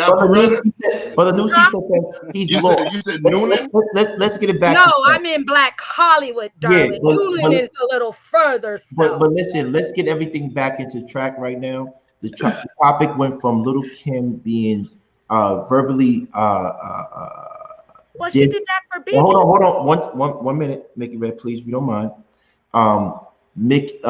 Lil Kim being dissed by 50 on social media about how she looks, and the question was, do black men really have to show a little bit more restraint when we talk about our black women and their body image? Are we affecting them? So I want to bring 2 more people on here, and if it gets too cluttered, don't mind me. I'm just going to move you down because I want the other people to be heard. But please, let's hear from Brother Clarence. Thank you very much. And Hanifa, please come back. Thank you. Brother Clarence, you're online right now. Talk to me. Can you hear me? Can you hear me, brother? Yes, I can, brother. Thank you for showing up. Hey, how's everybody on the panel doing? We doing How wonderful. y'all doing? Okay. Brother Simon, I just want to say this before I get into the topic. Brother Simon, I don't think the brothers are trying to do anything to you, brother. They just asking you questions, man. So I don't think you should have to worry about the answers you give them, man. You know, I think, you know, you came onto the show just like I'm coming on. So I expect that they're probably going to ask me some questions. And, you know, man, I think everybody's coming from a place of love, brother, on this particular platform. So I wouldn't worry about what they're asking. Just, you know, be as honest as you can, man. That's my opinion.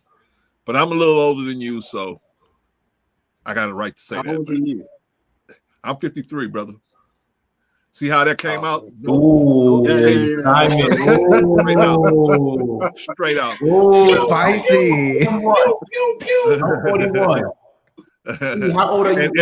You guessed that right, bro. You are a bit older than me. Not to put my brother down. Not trying to put my brother down. Just trying to educate him. Just trying to enlighten him, man. No, I'm listening. I'm listening, and I'm gaining, and I have love for everyone on the panel. I love Simon. I love Simon. Okay. No, let me tell you what happens when you hesitate like that.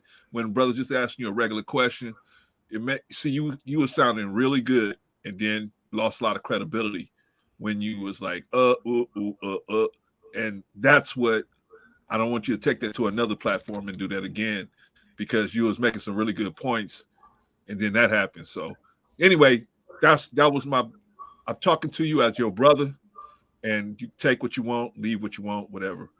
As far as 50 Cent disrespecting Lil Kim, that's way out. That's way out. And he shouldn't get a pass on that. We don't give a pass for nobody else for disrespecting black women. Then why is 50 Cent getting a pass? Just because he has some good albums? I mean, why should he get a pass for that? I'm sure if we were saying something about a female connected to him, somebody was saying something, he would go in on that person. So why are we as a community letting behavior like that slide, showing the younger cats, if you got enough money, you can do you can step on who you want to step on. That's my opinion. I don't know what y'all think about that. No, you hit it right on the head. You know, you got to respect our legend. That's what I said earlier. I was like, you know, sometimes some people, especially certain people who've been in the game for so long, some people are just, in my opinion, are untouchable. Like Patti LaBelle, you don't talk about her. You know, we don't talk about our queens. Like, so they should just get a pass. I mean, if you put in enough work, just like if I don't know if any of y'all are veterans of the United States Armed Forces, but salute to them. Yeah, but if you're a vet, you know, man, they take care of you. You know what I'm saying? And that's it. You know, and we should take care of our vets that put in work, man, to try to, you know, entertain us or do whatever they try to do to make our time in this country a little less stressful. You know, we should at least, no matter which way they came or whether we agree with their philosophies of our life, we should at least have the, you know, the humility to be able to say, well, I don't agree with this person's all of their stance, but at least their work was for us and they tried to put in the work for us. We ain't gonna just cut them down just because I can, because that's the mark of the beast. A beast to do something. If a bear see a rabbit, the bear say to itself, I'm bigger than the rabbit. This rabbit can't do nothing to me. So you my dinner. You know what I mean? That's how beasts think. And we don't need to be beasts, even though we picked that thought process up being in this country, we need to not apply it to our own people, in my opinion. And you know, and so I don't know if you guys have any you know, an agreement or disagreement with that. You know, I could talk about anything about, you know, either side. No, that's what's up. That's exactly what's up, man. Like sometimes I know you might get confused by other platforms. They want to talk and they want to debate, but we a vibe bro over here, man. Yeah, I see that. You guys got one of my people on here too. Simon, can you please stop cooking? Cooking? Can you put music? Because I hear the pots and pans, brother. Can you stop cooking? Sorry, Clay. Sorry, Clay. That's all right. Or at least make a plate for us. Simon, you guys got one of my guys on here too, man. You guys got my guy Daryl Long on here too. That's my guy. Yeah, King's Live, drill sergeant. Daryl's supposed to come up. He's about to come up, but he says he's editing some things. I think he's doing a very special presentation that's going to drop on his page. So give him some time, but he hopefully comes up today. That's one of the 4 horsemen. That's the accountability factor. But thanks, man, brother Clarence. I appreciate you because you kept it real. Hey, man, I'm just trying, man. You know. Oh, appreciate you, brother Clarence. Yeah, what now? What now, 23G? What now, 23G? Leave that up there. Right. You said you're going to go back to MJ. He was the most famous artist on the planet and got talked about to his dying day. It's ironic that you brought this up. Let me show you something real quick. So right now behind me, you know, I'm in a different setup. Right now behind me, I have a painting. It's a custom painting done by somebody named Mika Marcel, who actually was funny as an artist that's actually in the chat room. But then here's something funny. Let me show you this. You mentioned MJ. I can't tell if you can tell real quick. This was one of the first gold records that I had ever received when I was 19 years old. This was actually, remember the time of Michael Jackson. You can't really get out of here. For real? I worked on a lot of projects, and you never told me that before. There's a lot I don't tell you, man. You be ready to pop off and be like, "What? My man worked with Michael Jackson, son." What you talking to? So you know what I mean? Listen, I'm trying to keep. He gonna be like, I'm yo, trying to limit the we not doing it like yo, shelf, bro. You're not doing it. Michael Jackson. Who the fuck are you? Like he worked with Michael Jackson. I became a record executive at 19. I worked on a lot of stuff. Free Willy soundtrack, Charade Love Deluxe, Luther Vandross Power of Love, Babyface, you know, Tender Lover remix album, Free Willy soundtrack. I got to meet Kurt Cobain. All of these. My life is a storied history, and we're gonna talk about all of that on the chef page. You feel where I'm coming from? What I'm trying to say, man. Like people, this is what I'm saying. I'm glad you ain't tell me that because you know I would have went off if somebody talked about you work with Michael Jackson. Right. Like, how many people can say they work with Michael fucking Jackson? How many people say they have a gold plaque? Like, come on, let's be serious here. Let's be serious here, like for real. I don't take it on myself. The man upstairs blessed me in many opportunities. I've almost lost my life in a few opportunities, but I'm still here, yo. So I think all of those things, I don't look at them as things that make me great. I think about those things as things that were there to interweave the tapestry of my life and make that shit a million thread count, if you know about sheets. You feel me? Yeah, I know about sheets. So let me ask you a question. So it ain't for me, it's for y'all, because the more I know, the more I've seen, the more I've experienced, it makes me a better and more balanced me for whatever I have to do before that man puts me in the ground, you know? And when it happens, all I can ask for is that I impacted as many people positively as I could. And my kids think that, you know, thought I was a good man. You feel me? Damn, you should have told me, because you know I would have fucking went off for you. You work with Michael Jackson. They can't talk to you like that. What the fuck is going on? But Charade, I got to ask you a question, my flower, because you are beautiful. Mickey is beautiful. Thank you for being up here with us. That's your man. Simon's your boy. Well, he follows IG, so that's as far as it goes. I love everyone. I respect that because he's our boy too. Simon's You said he's the IG model? Simon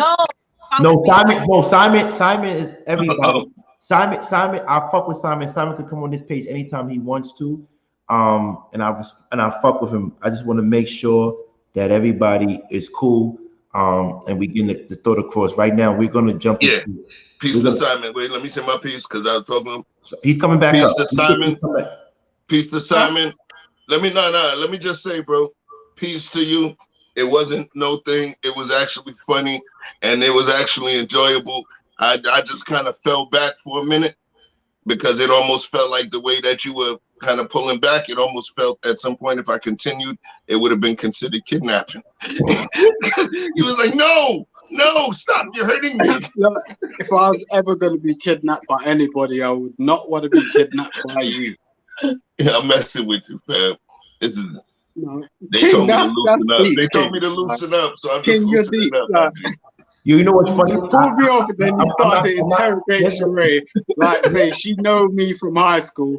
That's deep. Like that's not right. But you're a good sport. Listen. I'm gonna be real with y'all because it's funny how people they have this discourse, but I bet you because of who I know Chef to be, and I just met Simon today.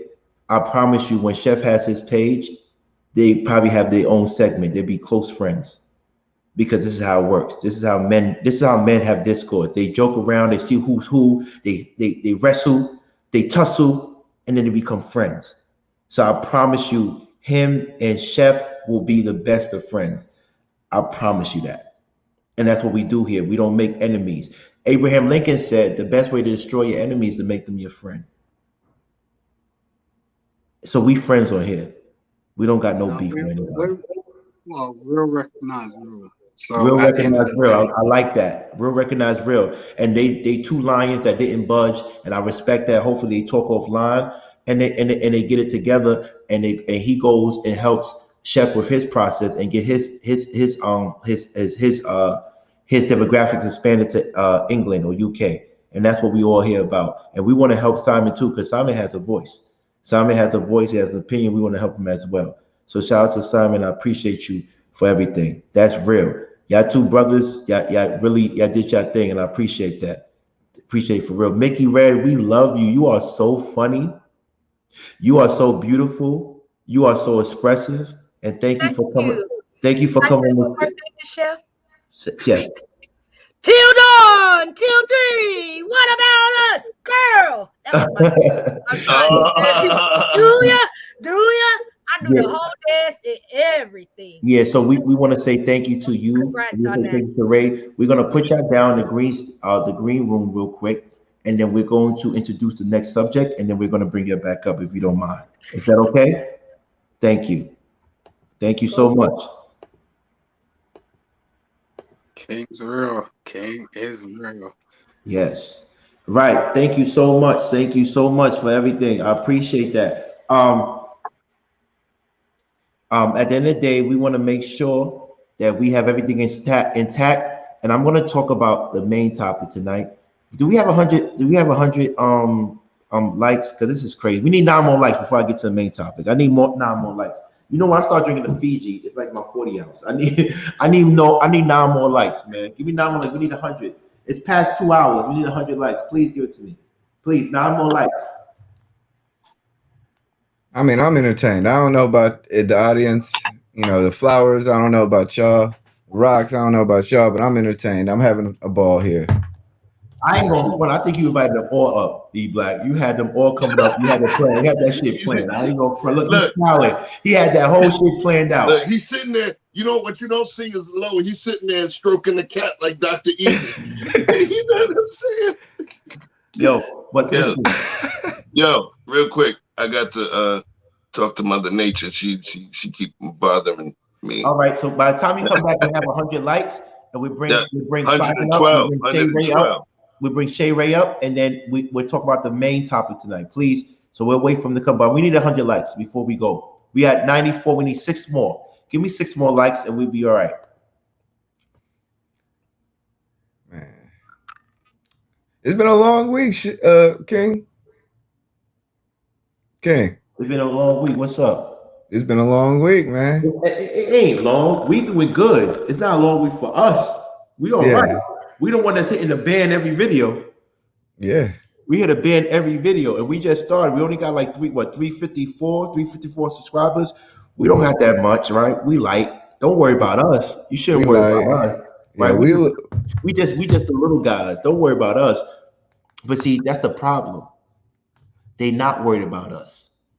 We have a lot of people that's going to make sure that we grow, and we're going to grow organically, right? We're going to grow organically. We're starting off small, so you get to watch us go. You get to build with us. You get to be a part of the original Conversations with King. And I'm not the type of person to shun my people at all.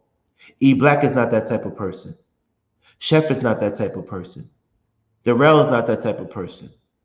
We're building something strong. And it's been literally a week. This is a week. We don't mind inviting Charade up here. We want her to build with us. We want Simon to build with us. We want Sherelle to build with us. We want Brother Clarence to build with us. We want Brother Noopse to build with us. We want everybody. Keisha, Maricela. We want everybody. Blaze, Arshawn. We want everybody to build with us because this is what it's about. We all can get money. We all can get money. We all can spread knowledge. We all can do good for our community. But they can't give this swag though. I'm gonna be real with you. Some of y'all can't. Y'all need to. Yo, he's crazy, man. You crazy, man. Yo, wow. Y'all can't. I'm sorry. You crazy, man. But shoot, man, what can we get FOMO likes at least? You know, because I'm ready to talk about this subject. Because when you presented it, I was like, oh yeah, this is deep. You know, this is one of my 2 favorite subjects. You know. Right. We're gonna talk about this stuff. We just waiting for Chef to come back. We just waiting for the Chef to come back. That's it. You know what's crazy? Let me tell you something. Can I tell you a story? Yesterday, I live in a luxury building. It's I don't want to describe it too much because you're gonna know where I live. But yesterday, I came back here before I did my show with my friend, and there was a new concierge in the building. And when I went to get my package, I said, "Hey, I live in blah blah blah. Can I get my package?" The young black man said, "Are you a guest?" He asked me that in front of my friend and every person around me that was Asian and white. And I said, "Hold up, brother. Brother, why are you asking me that? Why are you asking me that? You could have asked me my last name, which everybody knows, Konversationswithking. You could have asked me, am I a resident? But you asked me if I'm a guest because you assume." I told him, "What's your name?" He said, "Start with a D. I don't want to put him on blast." And then he said, I said, "What's your last name?" I said, "I'm going to report you." In the back of my mind, I knew I wasn't going to tell on him because I don't tell on people. That's not my thing. I don't snitch. I just wanted him to feel the embarrassment that I felt, that he would even suggest that I was a guest in my own building that I paid literally $5,000 a month to stay in. I live in a luxury duplex in the city, and it was hurtful. It was hurtful. It broke my heart that a black man, he had braids and everything, concierge. And every concierge that meets me, I say, "What's up? How you doing? What's going on, brother?" And every time I come in the building, any black person who works in the building asks me what I do for a living. I say, "I sell books." That's what I do. I sell books. And I run my father's company. And I graduated from Columbia University and Boston College with 2 degrees. So I have 3 altogether. And he asked me, "Am I a guest?"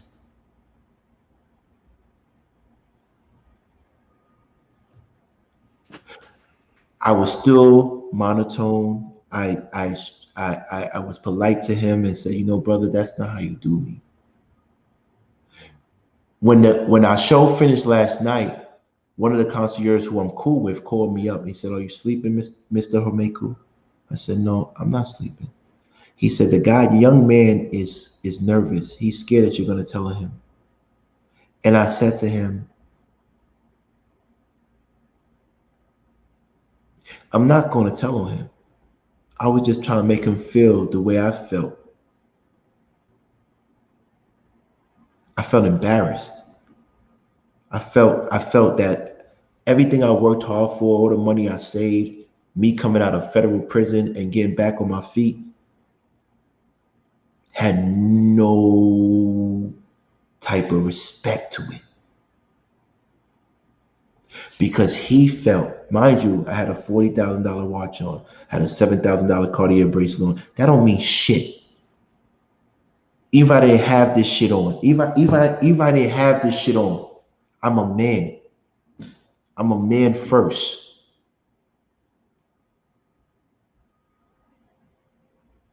And my own black brother talked to me in a way where he didn't believe that I would live in such a luxury place that's furnished with restoration hardware. Mm-hmm. So I told the guy that called me concierge, who was my friend, I said, "Don't report him. I don't want to report him. I just want to learn a life lesson, give him a teachable moment." And I did it in a way, this young man, I did it in a way where he respected it. He's not here today. But this leads us into our new topic. Please, Maricela, please drop the warning. Please drop the warning. We as people,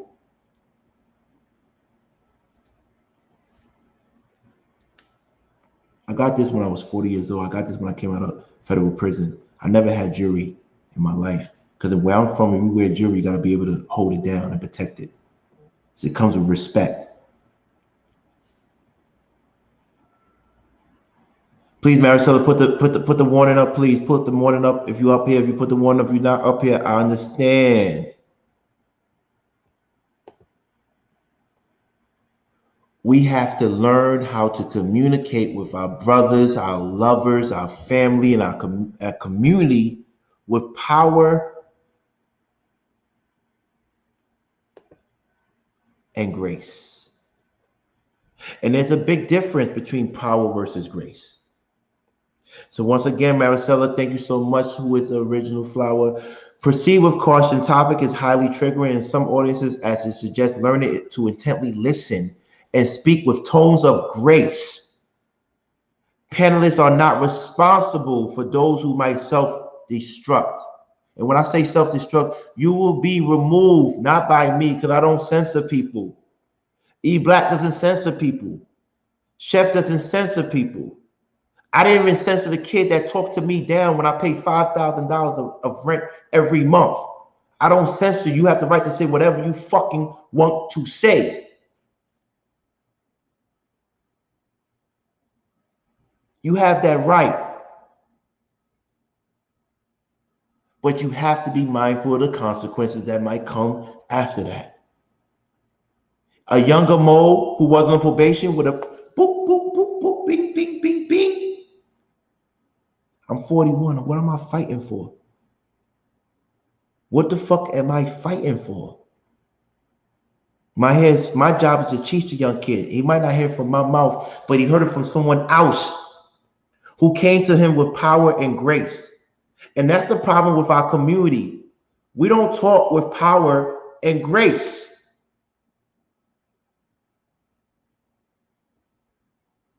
So right now, we're going to talk about the interpersonal relationships between men and women, and how men can talk to women properly, and how women can talk to men properly, so we can get to a better place. And then we're going to tie it into our community. Because at some point, that young man, someone never talked to him in a way where he can talk to me and not offend me.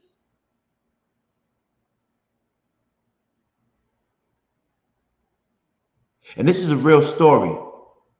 Like I said, I'm not a content creator. I'm not. I'm the content. There's a difference. I'm the content. I'm not a content creator. My life is real. Everything about me is real. You can look it up. Everything about me is real.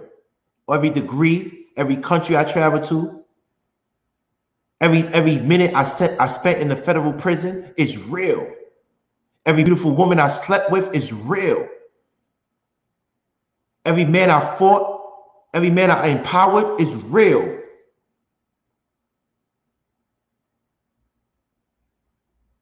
It's real, 100% real. And I just want you to know, I want us to be real. Because we're not going to get anywhere if we don't know how to communicate with each other with power and grace. So to all those who are offended, with the exception of Anton, Lapeef, Shannon, Chicago Rilla, fuck you, I apologize. And I still love them too. It's just competitive. We just being competitive. I still love them, but I apologize. I apologize. I apologize not to them, but to everybody who I talk to without grace. To all the women in the world who I've been with, I apologize. I apologize, because I could have been that young boy assuming the worst of you. I apologize. I apologize. Shout out to the 100. Shout it out. Thank you. Thank you. It may have took us a little long, but it was perfect timing. That's not long. 2:30. That's not long. That's not our usual, but that's not long, brother. We all right. We straight. We all right.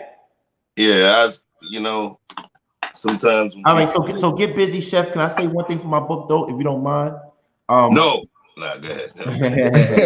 Thank you, brother. Thank you. One thing from the book, Proclamations. If you don't got the book, get the book. Proclamations 3 talks about what I was saying, and I'm just going to read one thing. Simple, the affirmation. One line. Exercise patience and transparency with the one that you love. Let's bring the panelists back up. Let's bring the panelists back up. Thank you. I hope y'all got what I was saying, Charade and Simon. I hope y'all felt that story. Did y'all feel that? Did y'all feel that story that I just told? I believe it. I believe I understood it, but I understood the bigger picture of it more so. Yeah. I understood the bigger picture more than anything. Thank you. Simon, did you understand what I was coming from? Yeah, that was deep, bro. Thank you. Thank you. All right. Take it away, brother. Take it away, Chef. Take it away. So, in terms of me and this man coming and connecting the way that we connected, one of the things is, even though we're only 8 years apart in age, right? There's so much of him that reminds me of myself. I was a level on the spectrum of that guy named King. You get what I'm saying? And it helped me. It helped me move through life. It helped give me that bravado, that machismo, that fuck that, I'm gonna do this, and it helped me. There was times where it may have hindered me as well, and then, in situations where I may have felt the need to pop off. So he gave y'all an apology. I could give an apology, but I'm further through the spectrum of life as him. So once you reach a certain age and you start taking inventory on your life and who you are, the natural thing, we do that as we get to a certain age, you start doing that because technically you're getting closer to God, and you're reckoning. So within all of that, man, it's important to understand and take that. So for me, my apology is to create change and see if those brothers that move like me, those brothers that move like me or move like I used to move, that I create a level of change and show them the difference, and not necessarily tell them where to go, but show them the layout of the playing field. And just like that old movie, Back to the Future, kind of talk through certain, time-space continuums, where if you do this, look here. If you do that, look here. If you do that, look here. And then sometimes it's just like, yo, stop this shit, man. You mess with the money. That's what it's about.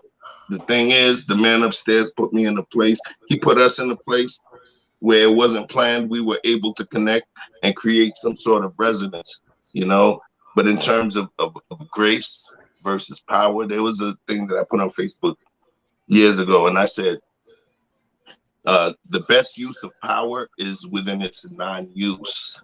The art of eloquence and articulation can literally create an ally from an enemy, from a perceived enemy.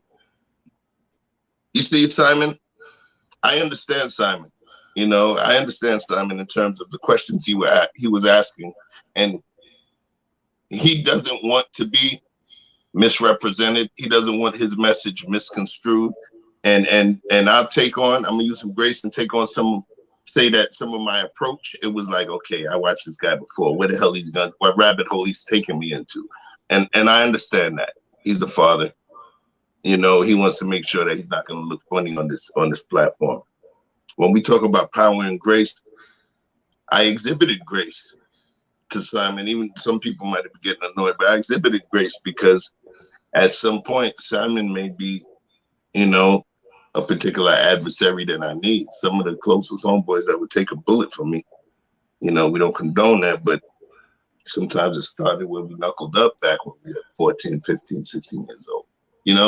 So I don't take it like that. I'm about winning over my adversaries, because destroying an adversary, it means nothing. Winning over an adversary, you're adding on an additional ally, and sometimes the adversarial aspect of how you met creates a reciprocal dynamic where both of y'all start to feel like, okay, I'm gonna look out for him because that was crazy. So it happens. Even the 48 Laws of Power by Robert Greene talks about that.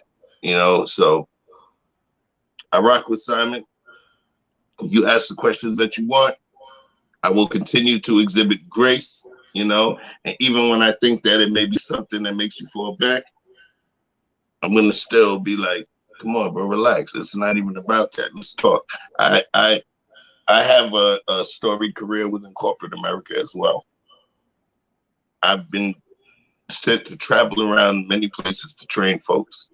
My cousin told me that, you know how to communicate from dirt bags to doctors. I guess maybe that's a skill. They talk about the Tower of Babel, but that's some other stuff. Maybe that's a skill that I possess. Maybe that's my ministry, right? But I understand people. I understand why people may not want to communicate with me in certain situations. And I look to not the symptomatic things, but the impetus of why. And that's what makes it, that's what makes things all better. So like I said, Simon, we good. So now for the rest of the folks, power versus grace. I'm gonna give you a quick dynamic so I don't take over this whole thing, but imagine this, there's 10 of you in the room, and then you, whoever I'm speaking to, you're annoyed by somebody that's maybe half your size. If if they kept doing something to piss you off and you ended up slapping them, that's one dynamic. Then you have another dynamic where they ended up pissing you off, but you treated them with a level of grace. The people that you would consider your peers would have a higher degree of respect for you and your level of patience, because you may have showed them, they may have done the same exact thing as you, but in that situation, you elevated yourself to a point where you showed them a different dynamic that they may think about utilizing the next time.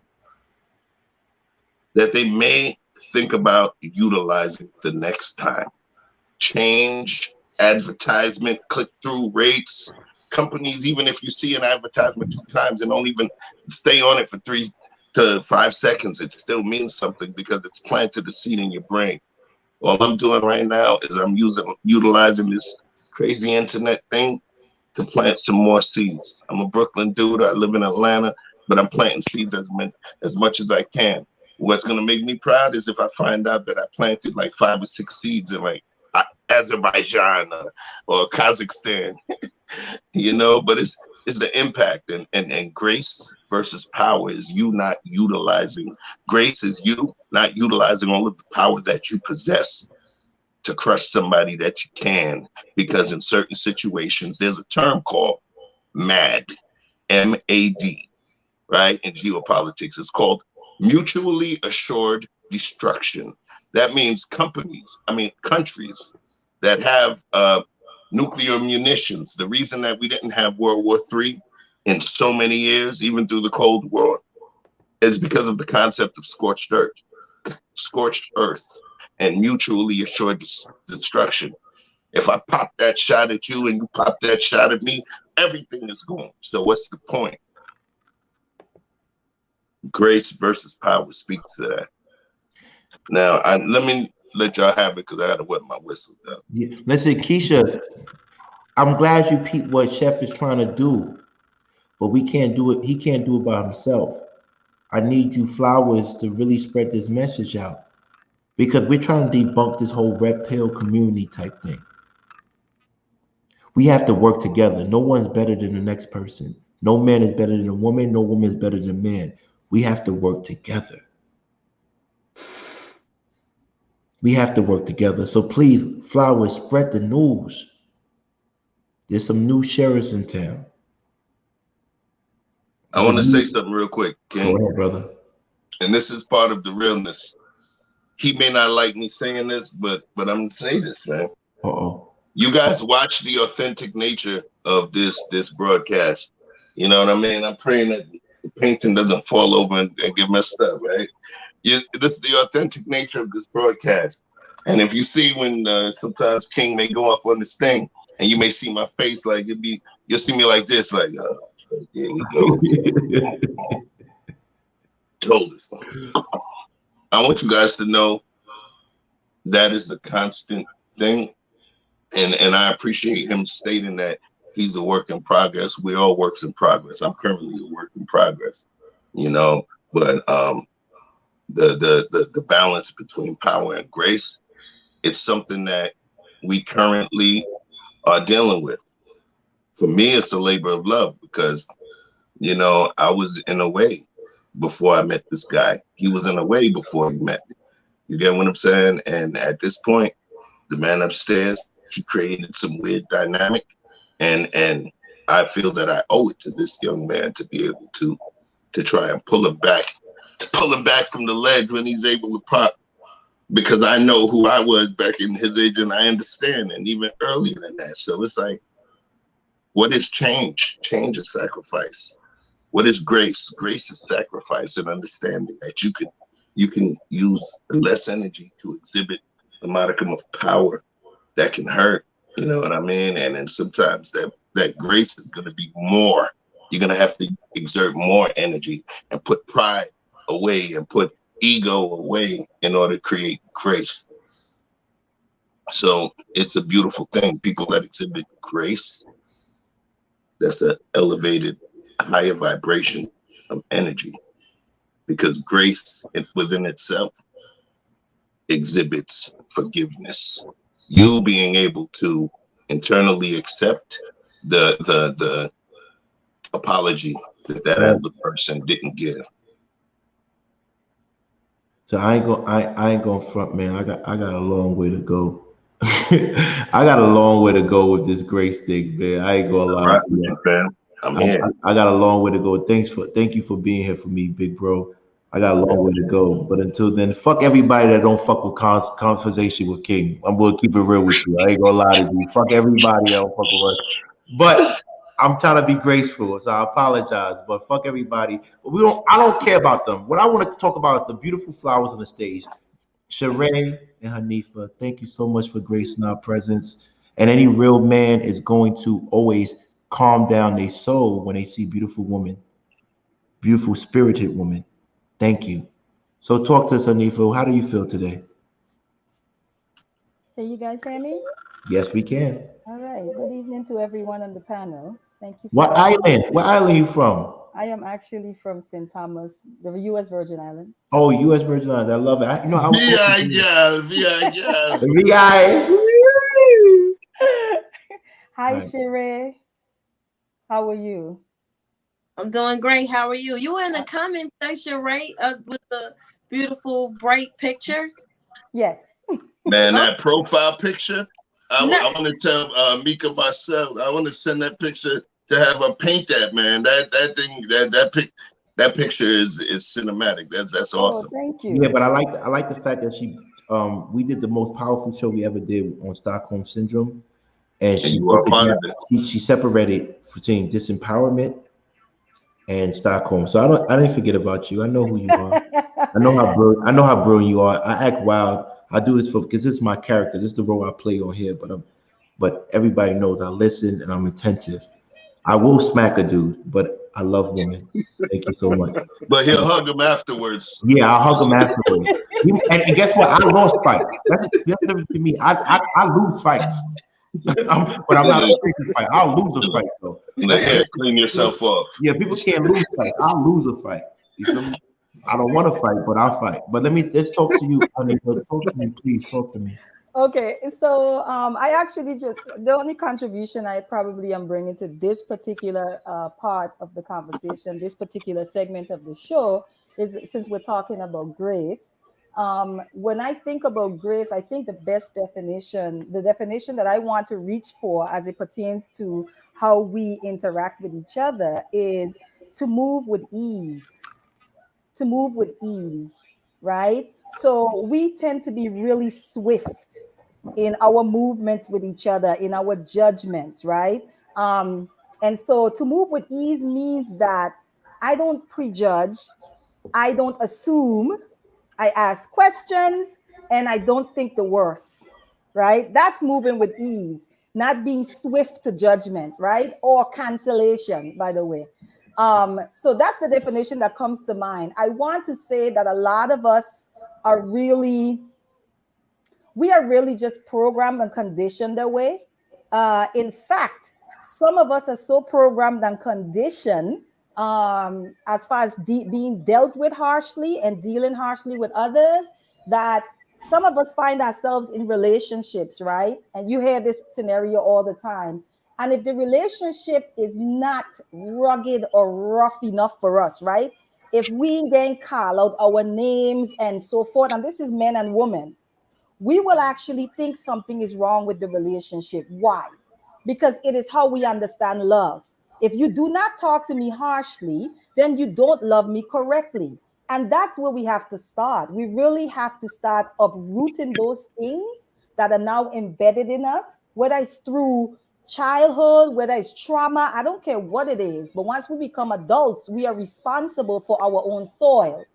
Okay? I say that to say you're going to have to weed out your own garden. You're going to have to uproot the things that does not work for you, right? Hold on. Say that again. We got to root our garden. Say that again.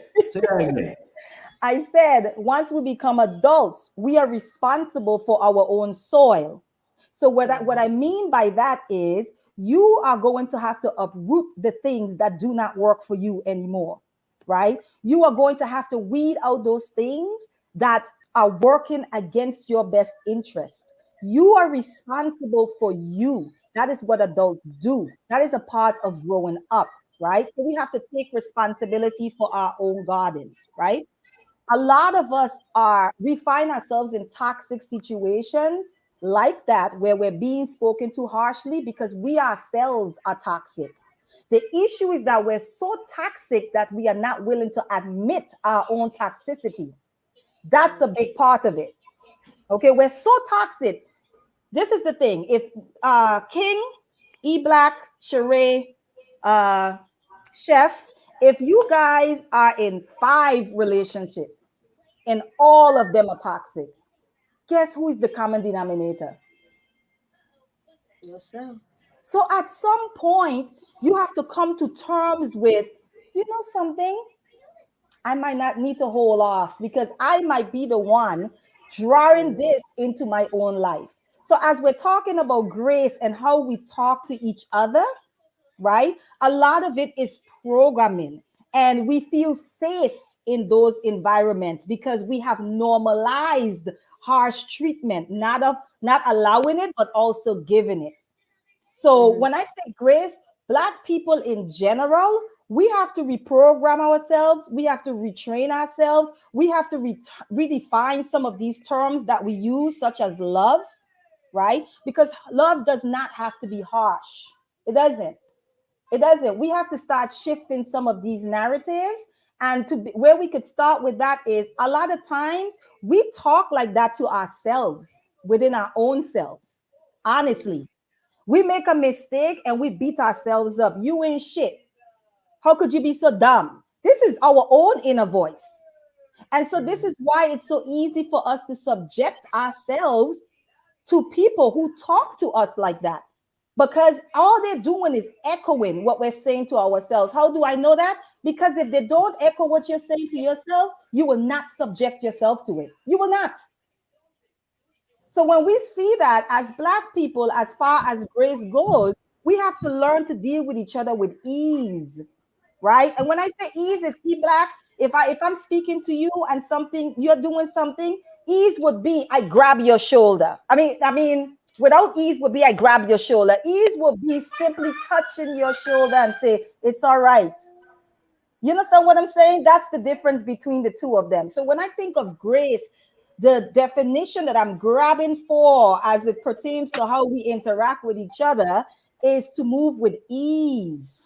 To move with ease towards each other. That's the only definition I could think of. I hope I'm clear in what I'm saying. Absolutely. Absolutely. Charade, come on, you have to say something. Talk to us. I was gonna say, one, I wanted to say before you got started that the comments that they were showing you were saying, you in and out. You in and out. Say it again. I'm out. Oh, okay. I was saying that I was rocking with the comments she was saying in the comment section. I was rocking with that. But one of the things that I like to say when you talk about the roots, I like to say after 21, you can know at 21, you can no longer blame your parents. It's time for you to do some work. Ooh. Can't blame your parents anymore. Wow. Okay. How do y'all feel about that? So I agree, right? But then, you know, I have to kind of lean on the semantics aspect. So I just want to make sure what you said. You said you can't or you shouldn't. You can't. You can't.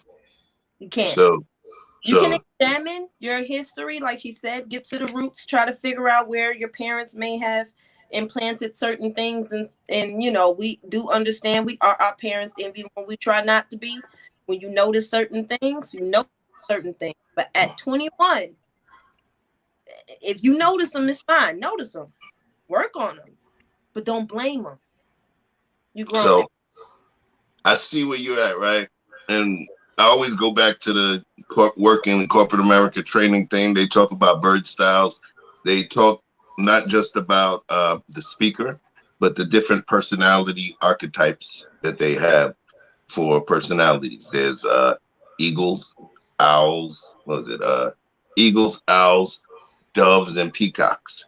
And each of them exhibit a different specific personality archetype. Doves are more sensitive. They're more in tune to what you would say. Owls are the thinkers that's going to sit there and crunch the numbers. Eagles are the ones, the go-getters that may tend to piss people off in the search, acquisition of what it is that they want. And then peacocks, those are the ones that fluff their feathers and all fly. And there's different kind of bullet point aspects to their personalities, right? So now what I would say for you, I'm not pushing back on anything you said. I'm coming in as the refinement tweaker, right? Okay. So because you said they can't. Where I would push back is I would say they actually can, depending on the level and the length of time. of that trauma that they received. We don't know when it began, and we don't know how long it takes for them to get out of that trauma. You gave an age of 21, right?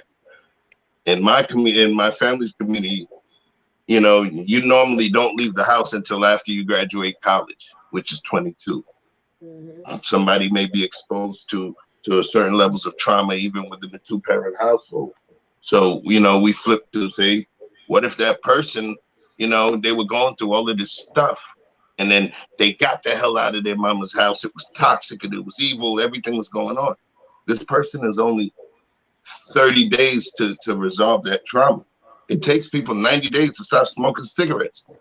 So all I was saying to you is that when you say they can't, I would within your heart, I would look at, in your mind, I would look at saying they shouldn't.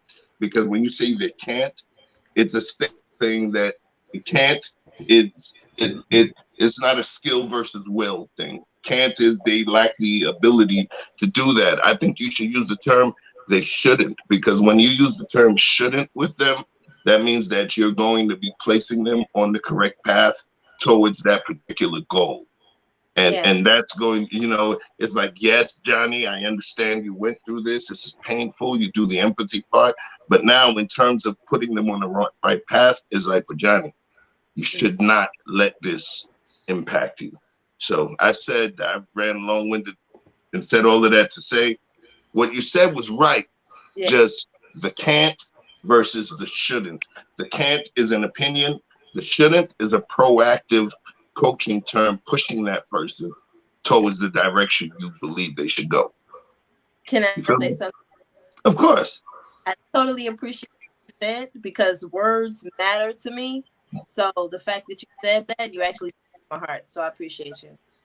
Appreciate you too, sis. Right. Flower. That was beautiful. You know, essentially, you know, when I was thinking about this, you know, my grandma came up because, you know, my grandmother to me was the most graceful person in my life. You know, she was the person in my life in which she was the meanest person also. I didn't realize that she was such a dope person until she gave me the grace of being an adult. You know, like when you finally get to sit down at the card table and you're no longer just getting yelled at to hand you a beer, she's handing you a beer and y'all both sitting down. You know, these are graceful moments, but you realize that when she had to make sure that she was developing a black man, she had to use it as much power as she could. You know, sometimes you have to be powerful. Sometimes you have to put yourself down into a situation where you're pushing your will beyond all doubts, especially in the black community. That's the reason why so many of us are hard on each other, because we're powering through a lot of things. We're powering through systems, powering through our paychecks. We're powering through so much in life. And then next thing you know, we're told to be graceful in our actions with each other. And it's hard. Some people never switch it off. They only know power. They only know destruction, destroying their enemy. You know, you know, that's all. Like, let's be honest. You know, we've all been taught in a manner. Well, I wouldn't say we all. I would say a lot of people have been taught in a manner of wanting up everything in the world. But the grace that it takes to win and still be balanced in your approach is really what's the key. And like I said, you know, with my grandmother, she taught me that balance. You know, right now I'm having a daughter, or I have a daughter. I have to be powerful right now. I try to be as graceful as can, but there's more power than grace right now. I'll be honest with you. I can't afford another generation of women that don't understand the risks that are taken. So I have to be as powerful as possible. So I understand a lot of people want me to say, oh, be graceful with the girls. Sometimes you can't afford it. There'll be time for grace. There'll be time. But right now, we ain't out that moment because there's too much at stake. So Learn when to use it. Learn when to use it for a positive message. And that's really all I got to say about it. Just learn to when to use the balance of power and to when to be graceful. Nice, C Black. Thank you, That's sir. Yeah. You know what's crazy? You know the crazy part is I kept quiet and listened, and I really believe that we as a people are still struggling to show respect to each other. We as a people, particularly men, because I can never speak for a woman, we believe that exercising power in our speech, in our actions, in our behavior is justified. And it's not. We know we have to be gentle with our woman. I didn't say be a sucker. I didn't say be a pushover. I didn't say be a person that they could take advantage of. I said be gentle. You don't have to say shut up. You can say, can you please give me a chance to finish my point? I was in Cuba with this beautiful Puerto Rican woman. And I went to Cuba when Americans, U.S. citizens weren't allowed to go to Cuba. Oh, well, I hope I don't get in trouble. And you had to go through Cayman Islands. So what you would do, you go through the Cayman Island, you fly to Cayman Island or other places like Canada or Jamaica, those who went to Cuba before you were allowed to go to Cuba. And you would take a plane to Cuba, and as you go, I went there with this young lady, beautiful lady, and Cuba was, I mean, absolutely amazing. I feel like I feel like I was time traveling with the cars, the architecture, the just the people. You got to explain the cars. The cars are like, vintage. Ever since the embargo, and the Cuban Missile Crisis in the 60s, the United States has had its pretty much a 0-degree trade. They placed them on an embargo, and any of the U.S. allies also, in order to remain in sync with them, have not been allowed to do any trade. So when you go to Cuba, you see nothing but 1950s model cars there. And you can see like the even the air is not that good because those cars give out. That was before we had catalytic converters, right, and all of that. So that's just a little context. So I'm there and I'm enjoying this beautiful thing with this beautiful experience with this young lady, absolutely beautiful Puerto Rican woman. It's in my book, by the way. And we're there, we're traveling, we're staying at these hotels with no Wi-Fi. So I'm like, how the fuck am I communicating? I didn't know how to communicate. No Wi-Fi. I can't share my pictures. I can't flex. I can't show off. We got into a big argument because you know me, I'm a ladies' man. So someone texted me that shouldn't have texted me. And I'm like, how the fuck did this person text me? I don't got any Wi-Fi. She saw it. She went crazy. Very hot-blooded Latina. And then it just so happened the TV was on and they had a show. It was a Christian show. This blew my mind up because we had to get ready to go to Tropicana, the original Tropicana, with the shows, with the girls, with the flowers, and it was beautiful. But before we went, we watched this show after arguing, and the show said, the day you stop saying thank you and please to your lover, that's the day your relationship is over. That's that dude named God. Hold up.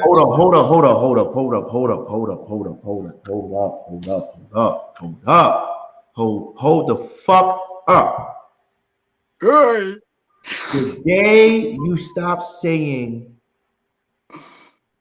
please and thank you to your lover, that's when the relationship is over. And I sat and I thought about it. I sat back. When you stop saying thank you and please, that means you are entitled. When you stop saying thank you and please, that means you lost respect. When you stop saying thank you and please, you exercise more power than grace. God damn it.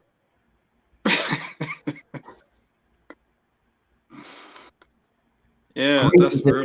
Grace is important. Like, you know how many times we tell our lovers, yo, give me some water. Put that away. Boy, where you from? Wait, like, you gotta think about that. You gotta think about that. We stop saying thank you and please. Those two words takes away the grace from everything. This is quite interesting. So where did this connection with Black women in America come from in terms of saying please and thank you?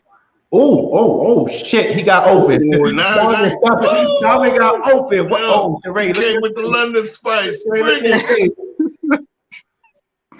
Yes, because Simon. Why? You know what? Question. Why is the question. Where did that come from? Why would you not want to say please and thank you when you're walking into your office? Wait a sec. Let me back that up for a second. You wake up in the morning and your alarm bell goes off. And the first thing you think of is, I've got to go to work. Then you respond to your answer, your alarm bell. You deny everything that's going on in the rest of your life. You walk out the door and you get into your car, you drive to the office, and suddenly you're in a demeanor where you're totally compliant. Bro. And you answer to everything that's demanded of you. You go through the 8-hour work shift. You get back into your car. You drive back. And then suddenly, there's a problem.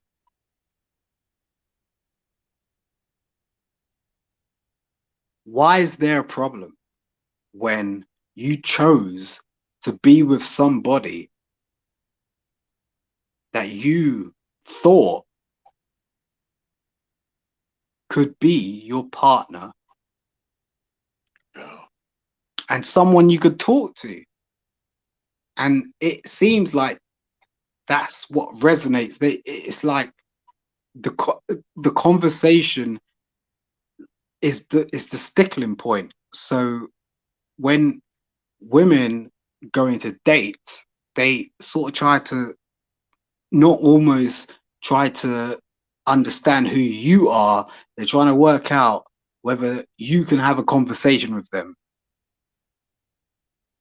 I've got my shit together. I've got my bag. I've got my date. I've got this shit going on.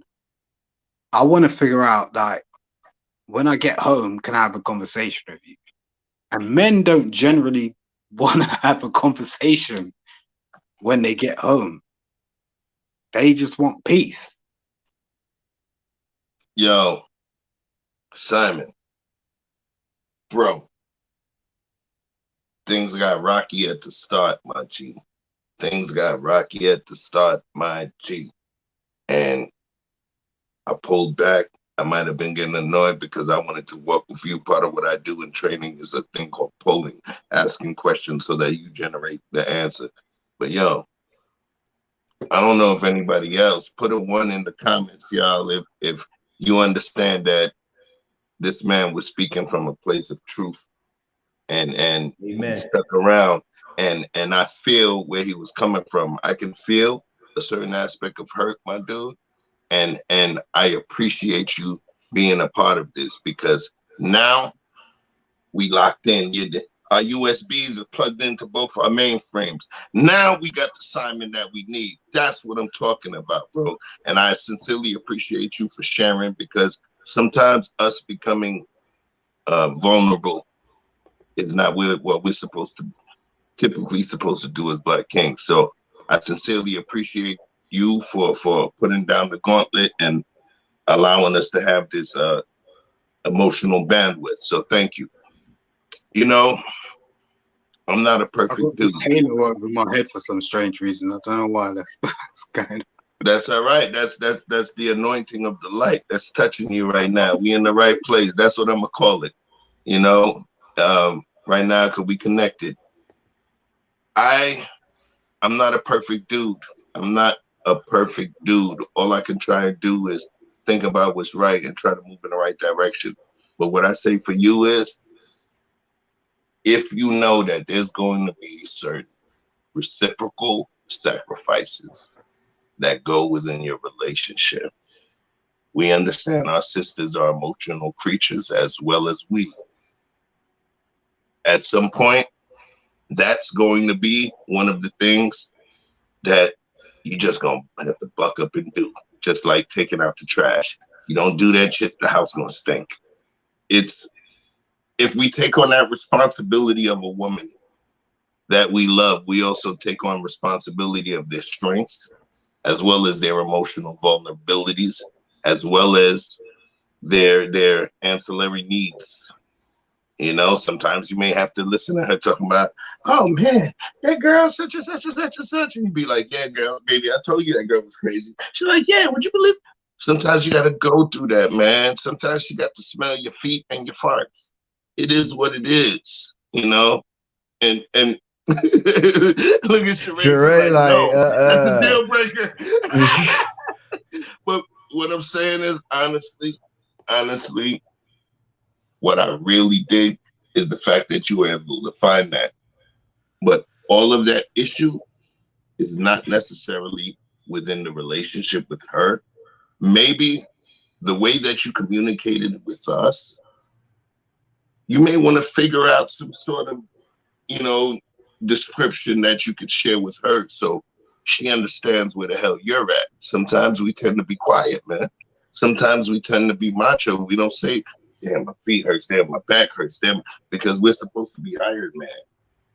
But at some point, you have to be strong enough and trust her enough, or have a woman that you can trust enough to be vulnerable, to be able to cry and shed a tear. Because remember, if they are our flowers, when we get weak, they breathe the oxygen back into us. Our carbon dioxide comes out. They breathe it in and turn it back into oxygen, which technically means they take our shit and still come back and give us strength. That's what being a helpmeet is. Hold up. This is when I wish I had fucking sound effects like the other network, because that was fire. Yeah, give me some fake sound effects. That was fire. We don't have the budget for that yet. When we get 1,000 subscribers, we'll get some sound effects.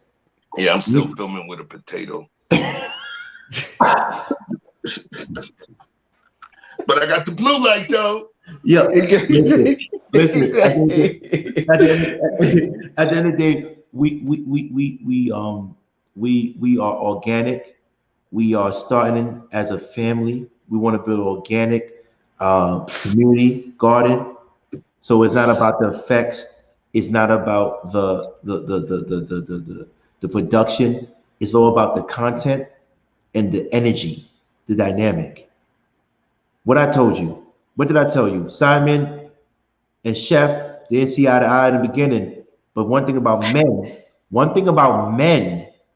you did start, Simon. I ain't going for you. Did started though. But one thing about men, if you're a man, the truth is a cohesive agent. The truth is cohesive.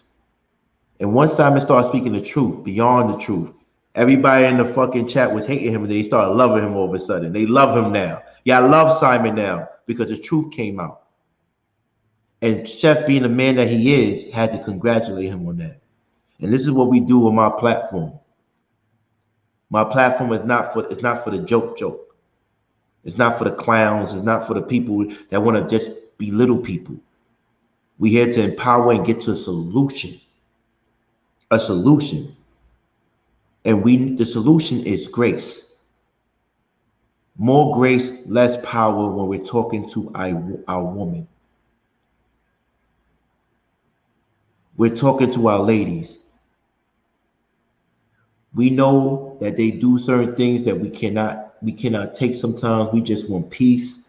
I get it. Simon is 100% right. But we have to express our message through grace. Don't get it twisted.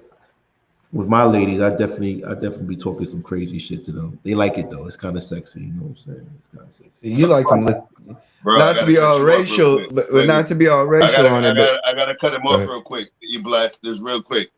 Yo, King, you remember what you sent me earlier today? Yeah. About the left alone thing. Yeah. We didn't even put that into the show. Oh wow. And Simon fully articulated that emotion. Yes, you feel me? Yes, all of this stuff is happening really weird because it's just things are falling into place. All I'm gonna say for you, because I want to make sure at this point, recognizing what I recognize, I want to give you your message, Simon. Yo, bro, you sound like one of those brothers that's busting his ass and doing what he has to do for his and dealing with the daily rigors of every day and submitting to people that you know that in the ring you could crush, and having to deal with all of this crap. Being a black man living in the UK, I fully understand.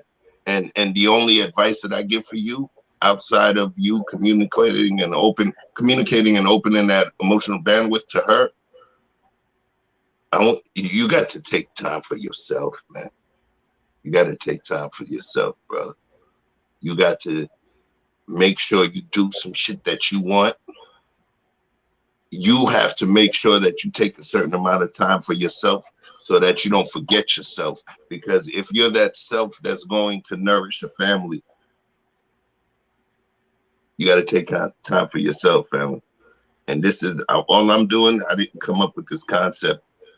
This is the concept that is working for me, and that was placed on me, and I'm just sharing it with the young buck. You feel me? Man, I ain't gonna. You need to come. Simon, you need to come. Wait, I'm gonna hear Simon saying something. I'm sorry. Hold on. Can I say something real quick? You know, I know you guys, both you guys y'all seeing this, what's going on. I have a confession to make. You know, I know a little. Me and Simon have talked. Charade, and I'm not. Type it.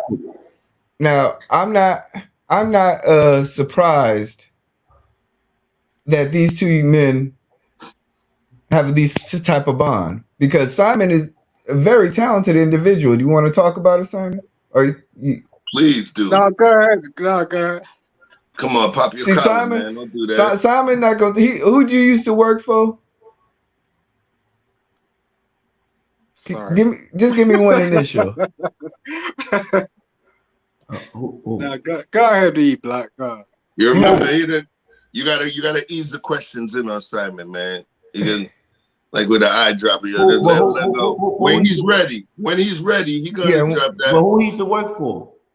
Let me just say this. This man has worked with some very talented, the stuff that you watch on TV in America, he's worked in the people out in the UK, worked for them. Who? Simon, I want Simon to tell it. Can you tell me, please? I said please. So can you tell me so I can say thank you afterwards, please? Can you tell me? His name is Bond. Simon Bond. Just wait a minute. Just chill for a sec, bruv. But who did he work with? They asked me who did he work with? No. Listen, let me say this. Simon He's gonna be back. Let Simon do his drip, man. He gonna do the slow drip on us. Let him build up his thing, man. I'm starting to feel Simon. I understand him now. Yeah. All right. So regardless of the matter, Blacks back. That's but cool. I understand him. That's cool. We look.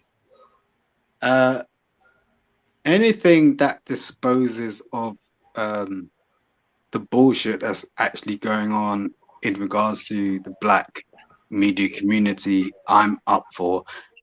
I'm interested in. I'm sort of all full frontal, like, and they could chat as much shit in the chat as they want to, and they can do that. Like, that's not the point. The point is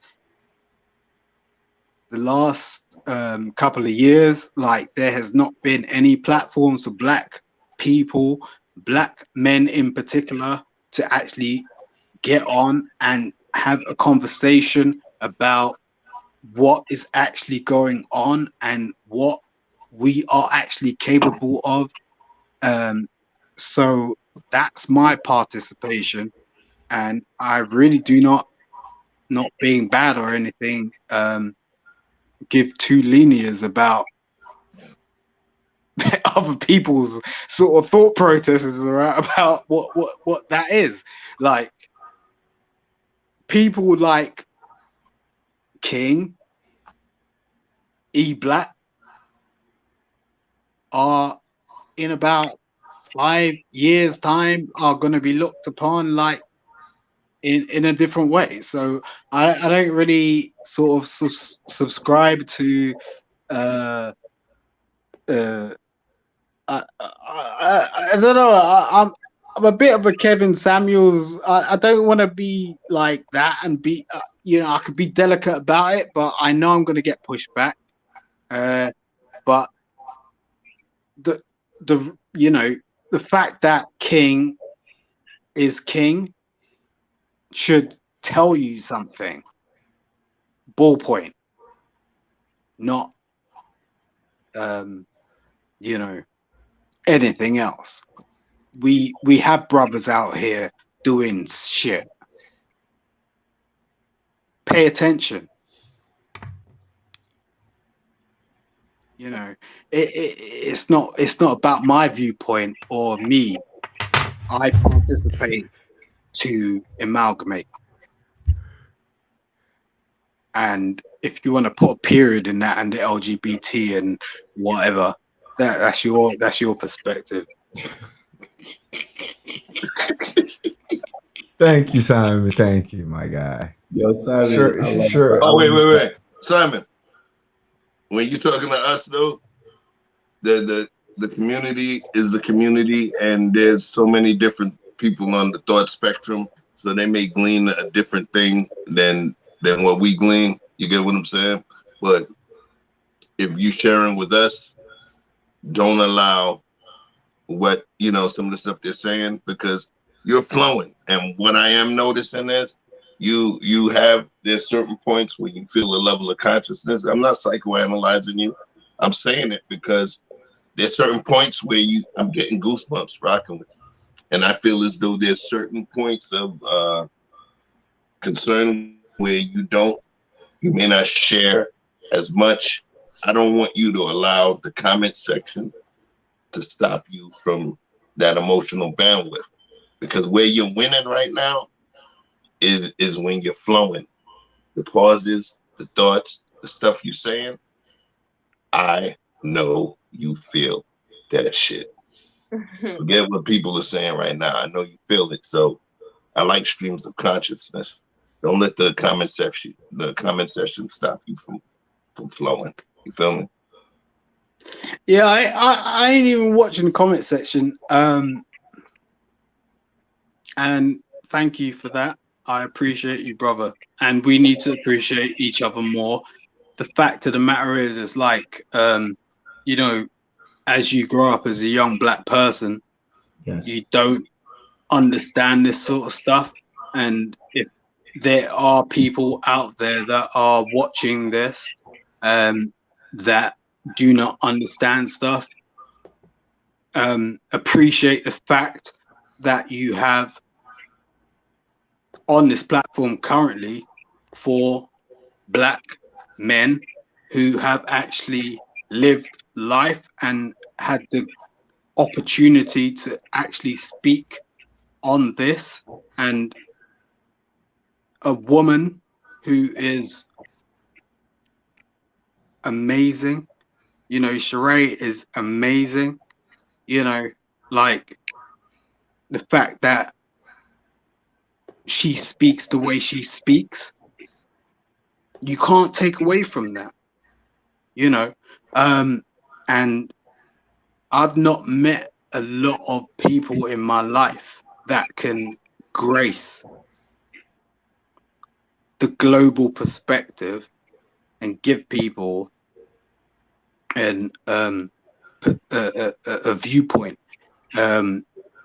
where we take from our own lives and bring forth to the world what it is to actually be ourselves. And I think that's what people lean into. That's what I leaned into when Lapeef sort of like arched out to me. I was like, wow, because who does that? Wait, hold on. Don't take that for no. granted. Let him flow. You gotta let him flow. We're gonna come back. Wait. Yeah, I get that. I want to let him flow. But you said he arched out to you. What does that mean? Arched out to you? Sorry? You said Lapeef arched out to you? Lapeef is a damn genius, Gov. Okay. No, he's a genius because I wouldn't have met you if I didn't know Lapeef. When he say arched out to him, he's talking about he was able to, right. It came.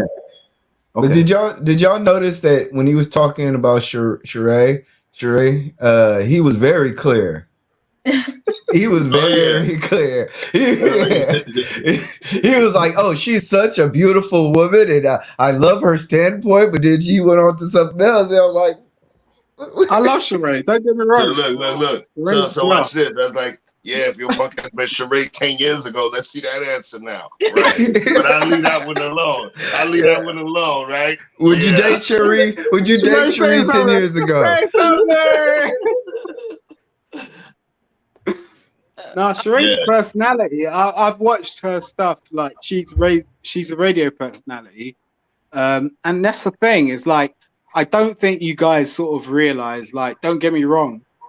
You guys are in the US and you go, okay, like, oh god, there's this guy from the UK just talking on this platform, or what does he know? Blah blah blah. No, we're the 54th state. We watch you. We're part of that. When we switch on our TV, we see you. We don't see the EU. And that's a disconnect that many people make. They go, oh yeah, it's Europe. We're not part of Europe. We don't know Europe. Like, we don't see, like, I get on planes and I'll go to Spain or I'll go to Italy or I'll go to Germany or I'll go here, there, or everywhere. And what you see on their TV is a totally different language. You don't see black people. That's real. He's giving y'all the message, folks. Yeah, He's giving y'all the message. I don't normally talk for grown men, but listen closely to what this brother just said. His lifespan exists across the pond in the UK. And the brothers and sisters in the UK, they don't consider themselves totally European. They consider themselves, he used a beautiful term, the 54th state. Okay? What does that mean? He said 54th because, of course, we have Puerto Rico and Hawaii, but then we also have the Virgin Islands and Guam, right? So he was precise within his answer. Our brethren and sistren that exist in the UK, many of them look at us, they feel like they're the 54th state and they learn from us. They pick up different things from us. They took the drill music from Chicago with Sosa, Chief Keef and them, and then they revolutionized it on the UK and then sent it back to us. They took Otis Redding when our marketing and our record sales didn't give a shit about him. And then what did they do? They kept it going, kept it a legend. What's his name? Alexander O'Neill. So what he's telling you is, yo, don't treat me as some weird British dude, bangers and mash and all of that other stuff. We follow our brothers and sisters from the African diaspora. And majority of us outside of the African continent exist within the US. So what he's saying is that this is what I'm getting. Remember, I'm speaking for another man. So, you know, he can correct me if I'm wrong. He's like, yo, hey, bruv, I'm one of you. and I think about the message. Remember, y'all, George Floyd time, they would lighten that shit up in Europe. They would lighten it up in Europe. It wasn't just us over here in the US.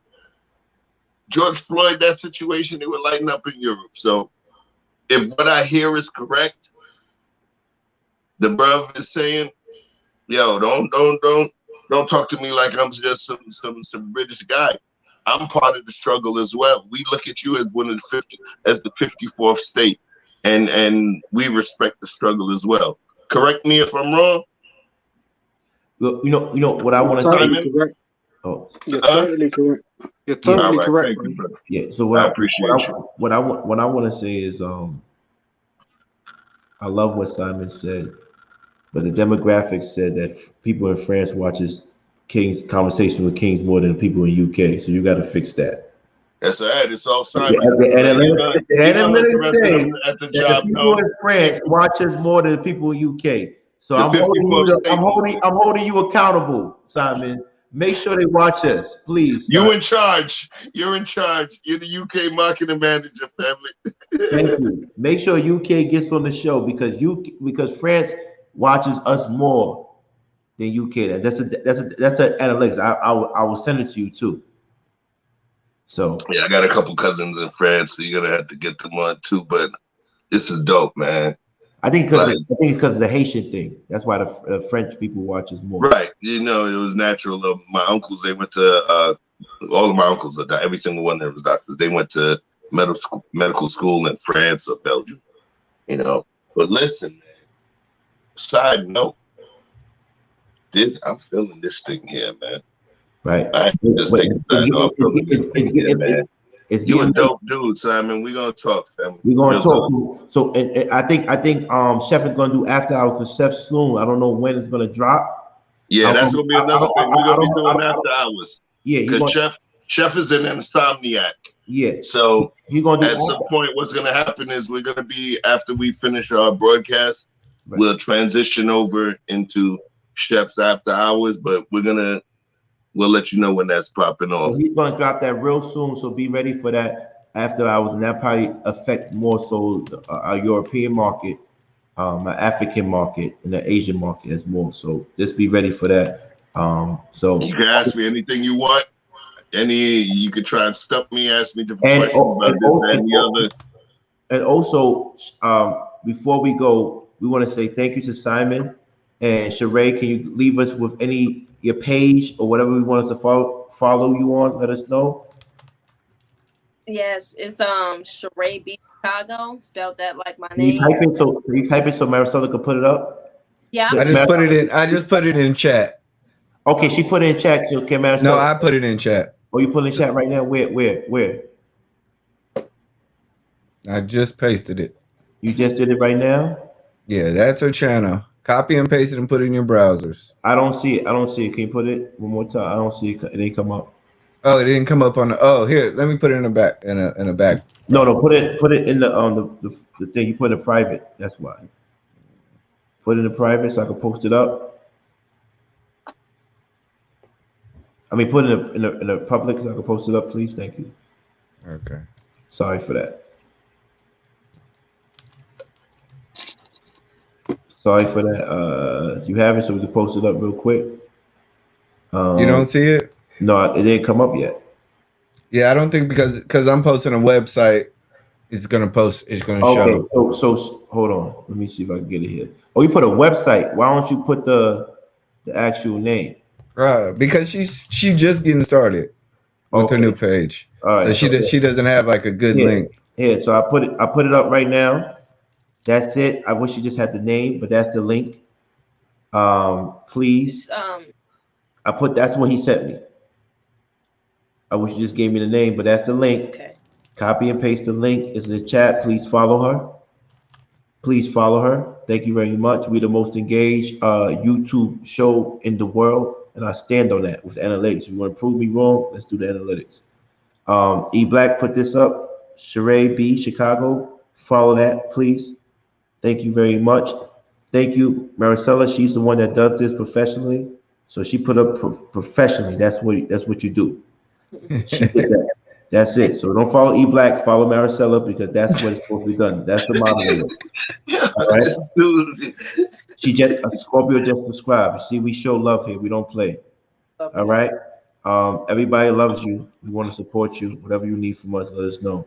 And I love your name. Your name is beautiful. I'm just so happy you don't have the railer behind it. Thank you. Next, we want to talk about Simon. Simon, talk to me, Simon. Anything, how we can reach you, because you are a personality. We love you. We appreciate you. I adore you. I'm a man. I'm a gangster, and I'm telling you, I adore you. Thank you. We were supposed to meet, bro. Yeah, bro. No, I'm watching. I'm cool. I'm just up for supporting everything that's going on. Anything that does not cause a distraction to our community, I'm up for. I'm not interested in anything else. Really, I'm not interested in anything else. Trust me. I'll be there. Like I'll be connecting. Like just connect with me, I'll connect with you, and it's as simple as that. Like, I want to connect with my brother. Yeah, that's brother my from another my mother. Instagram. You see my Instagram. Hit me up when you want to talk. That's my Instagram, Kinghormeku. Yeah. Follow me, bro. And yeah, man. Yo, Bye, let me do Simon, real quick, man.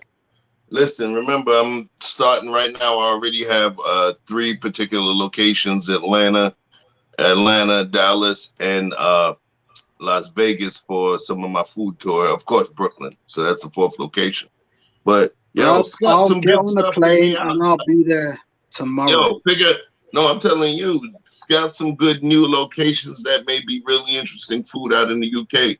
I travel. I'll do that as well. Yeah, man. All I ask is that just make sure you got connections at the crib for my Xbox. You know, I'm a gamer as well, so. Look, I'll get BT down there in a second. There we go. Let's go. All right. Thank you so much. Hit me up, bro. Like, my Instagram is Simon_hectic. Just do that, and don't hit the YouTube right now, because I ain't really playing with that. I'm more sort of like putting up brothers. If you're in the UK or in London, I do know this place, so I'm about linking people up. Period. Not in Nicki Minaj sense. Perfect. All right, perfect. Thank you for. I appreciate you, family. Thanks for joining. And thanks for making the communication at some point. I sincerely appreciate the fact that you stuck in, came back in, and we were able to make this better than it was before. So, I appreciate you, fam. And we ain't over yet. So let's see where it takes us. All right, thank you so much. All right, so fellas, it's the end of the night. Seems like our work is done here. Yeah, it dropped to 48, but the work is done. I want to say thank you for everybody for coming out. I appreciate you. You always going to see me all the way swagged out. I'm always swagging with it. I don't even put on suits yet. When I start seeing me in suits, it's a different type of vibration. Man, we got to do that. We got to put suits, because I can make a. No, we're gonna do that, but somebody just did that yesterday. That shit was corny. Yeah. Oh, hey.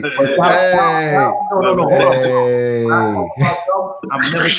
Hold up. When I'm talking about Trump, I nenever talk about Trill, because Trill's that dude from Houston. He's always been that dude. So let that be known. Trill always been that dude, but everybody else, whatever. Trill certified. Trill certified. I said that. All right. So with that being said, I want to say thank you. Appreciate y'all. It's been a great show. It's going to only get better. We reached our goal, 110 likes. We was up to like 70, 80. We just doing organic stuff, man.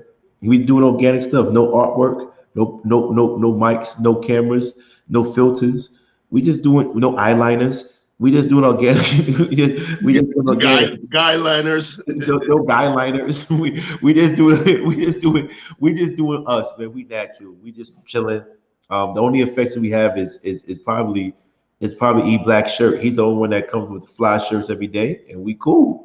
We don't do anything extra. We got to do an E Black shirt segment. He needs to do his own brand. That's why I told him to push that up. But before I go, once again, if you need to get in touch with me in regards to, she said filming on potatoes. That's funny. That was funny. Yeah. So before we go, I want to let y'all know, thank you very much. This is Kinghormeku from Conversations with King. If you need to do anything in regards to business, getting on our content calendar, because we talk about things and we have things lined up for a week. If you need to get on that, hit up Maricela Flowers, SL27 Management. Please put that up, Maricela. She handles all that for me. Any business related, anything in regards to money, sponsorship, she handles that for the Conversations with King. For me, this is my page. This is just me. I want to say I appreciate you and everybody that comes here, and that all the brothers after this, they're going to explain what they're doing. I know Chef is going to do it after hours. Not today, but sooner than you think. So you have to hit the subscribe and notification button on his. And I also know that E Black has his own show, and he might do something dedicated to special events dedicated to weekends or pre-conversation with King before we come into this room. So everybody needs to go and follow them. Just don't follow me. A team is when everybody is a leader. When we walk in the room, I want you to look at us and not know who runs things, because we all run things. So at the end of the day, please do me a favor. E Black, tell me where they can reach you at for your business, for you and they want to conduct money business, okay? Yeah, man, hit me up on my YouTube, E Black TV, but also if you got any inquiries, I got a website, www.eblack.tv. There's a form in there. You can leave your email, message. I'll try to answer it. Other than that, just follow the show. We on. All right. You can catch me at IG, Chef Choupino. That's ChefChoupin as in Nancy. Oh, that's on Gmail, and that's going to be the same for YouTube. And also for Cash App, it's going to be $, help your crazy ass for money. And not joking, don't do that. But somebody about to get rich. Listen, I'm just building. I've been taking myself through a journey, and it's an important journey as a father and the man has lived a life. So all I'm doing is the different nuggets of knowledge that I'm building and I'm picking up. I'm just sharing with y'all, man. You know what I'm saying? I'm just sharing with y'all. So just holler at me. You want to talk, send a message, we figure things out. I seen you, G.I. All right. Listen, I'm gonna be honest with you. When it comes to this therapy thing, he's not a licensed professional therapist, but I had many people ask me. I need him to ask me questions, answer questions, because he has like a profound knowledge of just life and peace. Also for E Black, a lot of people have been calling me in regards to him. I'm not his manager. Stop. I am not his manager. Call E Black. Please call him yourself. He's his own manager, his own business. He's a married man, damn it. Yeah, his wife is probably. I'm not his manager. I am not his manager. And then we want to go, and this is Chef information right here. All right. Thank you. We keep on going off over 2 hours, man. Come on, can we just keep it? Listen. Wait. One thing that when we had discussion, I was like, yo, bro, Forget that 2 hours thing. If the topic is organic, what we will do is allow the flowers and the rocks within the group, within the chat, to join in, and we'll allow the conversation to move itself. The last one we had, the other one we had was 4 hours and change. That conversation moved itself, and it was organic, and we did not even push it. And I'm gonna tell a little secret to y'all. If you pay close attention to our descriptions, we put several topics that we're going to discuss. What's been happening for like the past 2 to 3 days, we haven't gotten to all the topics because of the beauty of what you guys bring to this platform. We expected to condense certain things, to within a certain time frame, even including and considering my long ass winded self. But you guys took it to another level. We had much more stuff to talk about, but what I sincerely believe is that interaction we have with Brother Simon, because what was so dope is that it took y'all, and there's no disrespect, I'm not talking about him like he's not here, but what was the beauty of, he was coming across weird or off-putting to some people, and they were like, who is this guy? Energy, off, what have you. I couldn't allow that. I'm sitting here, I'm on this platform, he plugged in to watch us, so I got to respect him. Fuck the other people that ain't looking. He was here. He took his time. Time is more currency than money to stay here, so we stayed in the paint. And I'm telling you, Simon, he put that. I had a conversation with him. He's way more smarter than a lot of people understand. He's done. But you could see. You can see. And remember, I said he seemed like he had a lot to protect. Right. And that's why he was being very careful. If he worked somehow within the music industry that I was raised in, optics are critical. Right. Optics are critical. So I understood that I was talking to somebody. That's why I responded the way I responded. Because I was talking to somebody that, not that they were an agent or didn't give a damn. This was something that wanted to hold this point. But what was so real and what was the God moments, everything has God moments. The God moments to me, family, the God moments to me was that once he came back in and he felt that level of comfort, we didn't talk bad about him after he went off screen. Nope. He came back, but he came back as an honest person. He came back with all of those freaking walls dropped, and he shared, and you saw the hurt of a man. You saw the a man that questioned certain things. Yeah. Yo, that to me was dope, man. It wasn't gangster. It wasn't all of that. That was you seeing a dutiful man that literally sat on here and said that the person he was married to, that he no longer is married to, but he still co-parents and works with, what that says to me is that he still loves that person. Absolutely. That's what I took from this. And that's why I was asking those questions. Right. This man, he feels hurt. He still loves this person. It almost seems as though he's still being an honorable man within that situation, I guess because they have children together. But outside of all of that, the best thing that I can say is that it started like this, but it ended like this. Right. Corny as it is, it's the truth, man. Thank you, Simon. Thank you, Simon, for making me know the shit that I be doing when folks be like, yo, man, chill, let them go. Thank you for making me understand that I could touch somebody by continuing to do what I do. So I appreciate you, King. Peace. I ain't gonna front. I ain't gonna front me. Like I said, I told that man I adore him.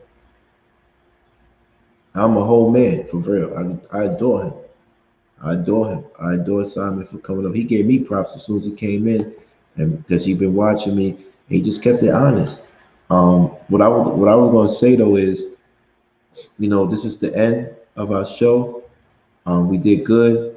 The reason why I want to keep it 2 hours, Chef, because come on, I want a love life, man. I want to have my love life. You don't know me, man. Come on, listen, you don't know me and Maricela got. You don't know me and Maricela got something going on. Like what's going on, man? Watch this. This mission that we have to enlighten, to impress, to impact is bigger than your ball sack. Oh, you right. I respect that. That's good. You got significant other. Dude, ain't you doing yoga, man? Wait, my nigga. Hold on. Ain't you doing yoga, my nigga? What the hell, man? You relax. Do the tantra shit. You know what we gotta, hey, Chef, we gotta be matchmaker over here. We gotta set this guy up with somebody, get him something real nice. You need to stop playing with me. That's because Keisha's my homie. I love her. She's dope. Keisha crazy, yo. Yo, I am like that though. I ain't gonna front. I with my ladies, I don't hit them. But I do kind of get aggressive. I grab them and bring them in for a hug, aggressively. I love grabbing my ladies for a hug. You know? I said it, Sean. Just to make sure you know that wasn't him. I said that. I said he'll slap him and hug him. Give me my copyright. Okay, Lesky. Listen, man, shoot your shot, man. Shoot your shot. She's the number one. She's the number one flower, man. You know me. I'm always joking around. I'm just joking. But that's my boo. Anyway, listen. Y'all take care. Have a good night. Thank you. I'll see you tomorrow at 7. But Friday, I might have to push it back because I'm going to Harvard College Club in New York City to have a meeting. Also, next week, we're going to have one of the biggest topics of them all. I told Chef about it. A young lady want to talk about it. I think E-Black is going to get busy on this. This is going to be one of the biggest topics we have. It might be bigger than Stockholm Syndrome. Forget clickbait. We don't do that. Yeah, we don't do that. We don't have images and pigs. We don't post pictures of people we don't know for artwork. You're gonna see the title, and that's it. We had, and in terms of discussion of what the topic was, it could have been tonight, but the thing is, this particular topic is something that's extremely important within our community. And what I would ask, especially when it comes time, you'll figure out what it is. Our flowers, this is going to be important. I want you to holler at the flowers within your love periphery, which is the ones that you care about. Hey, Terry. As well as, Facebook folks or what have you. And because this conversation is going to be a good one. But I think I don't even have to explain that. Don't say you can let those folks that you know, when you tell them about it, you'll be able to explain that this is a safe space. Even if we have some verbal contention, we're gonna hug you. We actually were thinking about making it only subscribers only. We were actually thinking about that. Like, if you're not a subscriber, you don't deserve this conversation. And with not no Patreon, we charge you. First of all, let me make one thing clear: E-Black and Chef will have a Patreon real soon. So get this information for free, please. Get it for free now, because this shit's gonna get this. Yesterday's price is not today's price. Am I right, fellas? You're not wrong at all, my guy. That's it. So get this shit for free, please. Hey, I want to give a shout out to Hanifa. She came up. Oh man. Yes, the queen. I'm sorry. She's Hanifa and Charade. Man, look, and then you know what I mean. We got Hanifa, Charade, Mayat, JP, Natalie. We have Don Frank, Mika Marcel. We got JP, Keisha Jernigan. We got Keisha Jernigan. Mika's fire. She's petty AF. Don't forget Terry. Terry's fire. Mikey Red. Terry to make me out. Listen, like I said, if you want respect, come over here. If you want disrespect, go over there. It's understandable. We get busy. But it's gonna get more spicier down the line. Please, ladies, do us a favor. We're trying to reach 500 by Friday. Flowers, please tell your friends to subscribe and hit the notification button as soon as possible. We need 500 by Friday. We need 1,000 before November. 500 and 1,000 before November. Please, let's get it. We can do it. We can do it together. Thank you. We can really do it together. 500 by Friday or this weekend. And then by the end of the month, we need 1,000. And then everybody that's on this page, subscribe to Chef and E Black page. Simple. Really simple. We're not trying to hold anybody back over here. Thank you. All right, take care, fellas. Love is love. All right, Love. I love. Hold on. It says, matter of fact, King ain't the only one that can write a book. I'm like, boom. That's funny. Love, Chef. Love, Chef. Do much. Thank you for showing grace. Black men, if you always have a problem with your woman, it's because you don't have grace. Learn that from Chef, man. Chef needed. Thank you. Woo! Yo, this is what it is, man. I don't get money from this. It's knowing that I made a difference. No, stop. You don't get money. You don't get money yet. Okay. Yes. Yes. Thank you so much. I appreciate y'all. Anyway, peace out, black men and flowers. I love y'all. Peace. Much love.